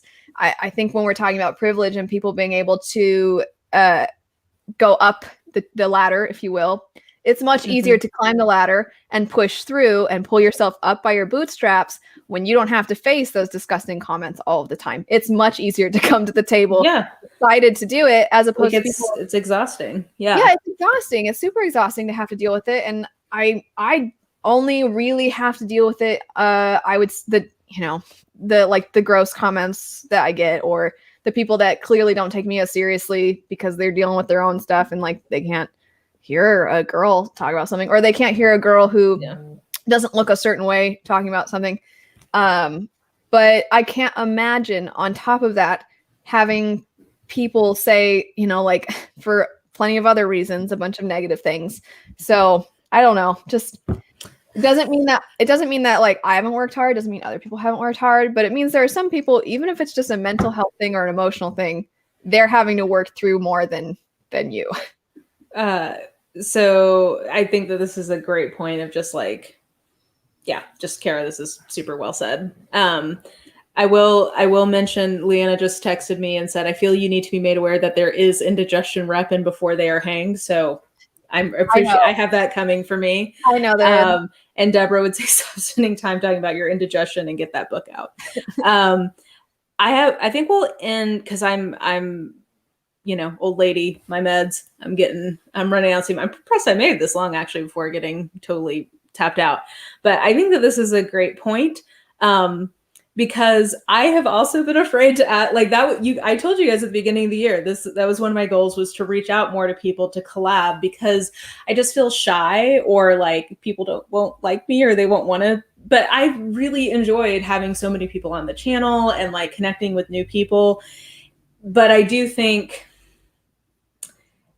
you know, having some level of a relationship with people before you try to collab with them is a good way to signal that you are not doing what Shay mentions. And the thing is, most people are not like clout hunting, but there are some. There are some. Yeah. It stinks to be lumped in with them. You can usually pinpoint, but I'll add to, as this being kind of the last thing as well, as the business side, you know, that we've been, sorry, I'm on an air quote roll right now. I keep doing that. It's a bad habit. I'll put these here. But I think there are some people that don't see other people as people. They see them as an opportunity. Yeah. And this goes both ways. So there are some people that have big channels and they see smaller channels as an opportunity to seem like, look at me, like engaging with the plebeians kind of thing. Like the peasants, yeah. I've come down from my throne to like, I'm a people person. And you're like, stop it. And usually you can tell because they only pay attention to the people who are recognizing them. So if there's somebody that's like, I love this channel, so amazing, and they got me into reading this series, and then that person's like sharing their stuff. If the only reason you ever share somebody's content is because they are fans of yours, I feel like you're just trying to build like your what's the word I'm looking for? Like you're trying to get people to your side, if that makes sense. There's nothing wrong with if somebody on Instagram tags you or something and you're like, you reshared or something. That's not what I'm talking about. I mean, there are clearly some people that will only engage with people who are their fans. There's a difference between collaboration and community building and clout chasing and like posturing. And, you know, it's not always apparent to people which is which, but, you know, if you know, you know. But to me, I really enjoy collabs because it's boring if it's just me all the time. Like I like having new people to have these kinds of discussions with. I do think it's fun, especially like I try to only have people on who I like what they do. And it's a cool way to like say like, hey, here's somebody I either watch a lot or engage with like on a personal level. And like, if you guys don't know them, you should, that kind of a thing. So like, I enjoy them. They're creative, but I hope I never get to the point where like the only consideration I have of who I want to have on the channel is like what can you do for me? Do you know what I mean? Like that's just, I 100% know what you mean. Yeah. It drives me crazy. And I've had that happen to me too. Like, oh, well, I'm clearly not benefiting this person anymore. So why would they bother talking to me anymore? And people get busy and they have stuff going on. And that's not the same thing as I'm going to drop this person because I get nothing out of interacting with them anymore. Yeah. Oh, that's nice though. But well, I think most of it is, but mostly. Yeah. It is mostly. I want to make very clear it is mostly. There's a lot of lovely people. I mean, that's just in this chat. I mean, like there's been so many great creators in the chat. And as Kara was saying, thanks to everyone who was sharing details about their own analytics and monetization. Like this in general is like a wonderful, supportive community, but there are problems with it. Yeah. And one of the, I mean, we've heard some structural issues from people in terms of like the horrible comments they get. And then there's also people who I think are manipulative in terms of this is a job for them and they will do what they need to do with their audience to extract the cash that they are looking for. Like, I think that's kind of a naked way to say it, but I think that sadly there's at least a few people for whom it seems like that may be true. There are some people that their entire online actions are receipts. They like laid the groundwork for depending on the situation, I can usually call it like, oh, I know why they're doing this. They're doing this because months later, this is what they're going to do. And then months later, that's what they're going to do. And it is what they end up doing. And it's like, well, yep, that was what I thought would happen. And that's not the norm. I mean, when I've done, like, I did a video about booktubers I really like, but books I don't like, which is when I took booktubers who are fans of certain books, and I love those booktubers, but I don't love those books, which is basically just an excuse to shout out people. Or I did the like these books, check out these booktubers video. And I do those because I'm like looking for excuses to be like, look at all these awesome people. And there's more people than like than I can even shout out, which is part of what I like about doing World Hoppers too, is or people that wouldn't maybe normally I would get the chance to do something on my own channel with, because their channels are so different that like we don't read like any of the same books or something, right? And World Hoppers is like, well, this is a great chance. Like the romance, I don't read romance, but it was super fun doing a video about romance tropes and everything, and that was super, super fun. So World Hoppers is just a giant like, everybody, like, look at all these awesome other people. Yeah. Cool.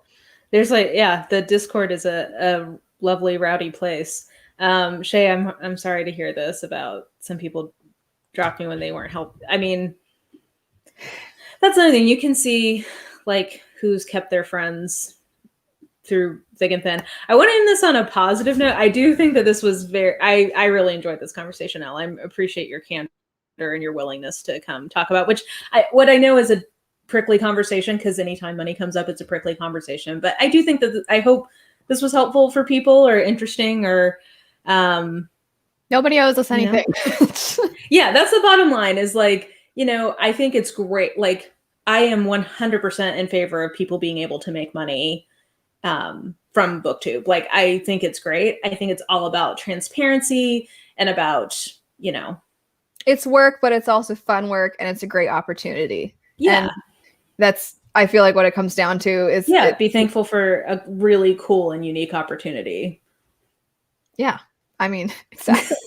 All the time, like I will feel such guilt being like, what the heck? Like my husband, I'll come home, I'm like, I swear I did things. And he's like, I believe you. Like, I know you did things. Because sometimes reading all day, I'm like in my pajamas or something. And he's like, I know you did things. Like, you don't, I've seen you work. I knew you in college. Like, I know you did stuff today. Well, I mean, technically if you're reading in your pajamas, you are at work. Like if you're a booktuber, that is work. You're on the clock. Any job you can, with the exception of being a stay-at-home parent, but any job I feel like you can do in your pajamas, you're probably doing all right. Yeah, you're doing okay. A job where you don't have to wear pants. Yeah. Well, since I work from home now, I do live my life in my pajama bottoms, even if I have a real shirt on. So, well, thank you guys so much. There were so many great people in the chat. And Shay, that's so sweet. Thank you. And thank you so much. Yes. Okay, well, guys, I appreciate you joining. Oh, I should tell you next week. Next week we have, I think, what will be a juicy conversation. Oh. As always, I feel like I've just had a lot of juicy conversations up recently.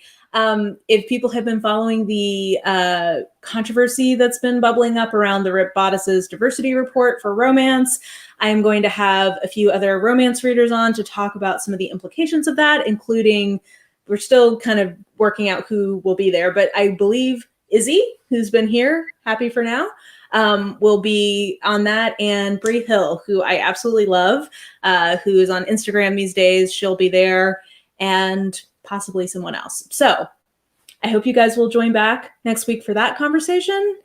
And yeah, thank you guys so much. Have a wonderful night. And thank you so much to Elle for jumping Thanks in. for having me. Hopefully, it didn't get too negative. No, I feel like it was a good conversation. That's good. I'm glad. Oh, thank you so much. Okay, can't wait. It's gonna be messy. Those are the best live streams, But are I they thought not? nobody likes negative videos. People don't like negativity. Well, me and Izzy and Bree are definitely gonna spill the tea. So, okay, everyone, have a great night, guys. Thank you. Bye. Bye.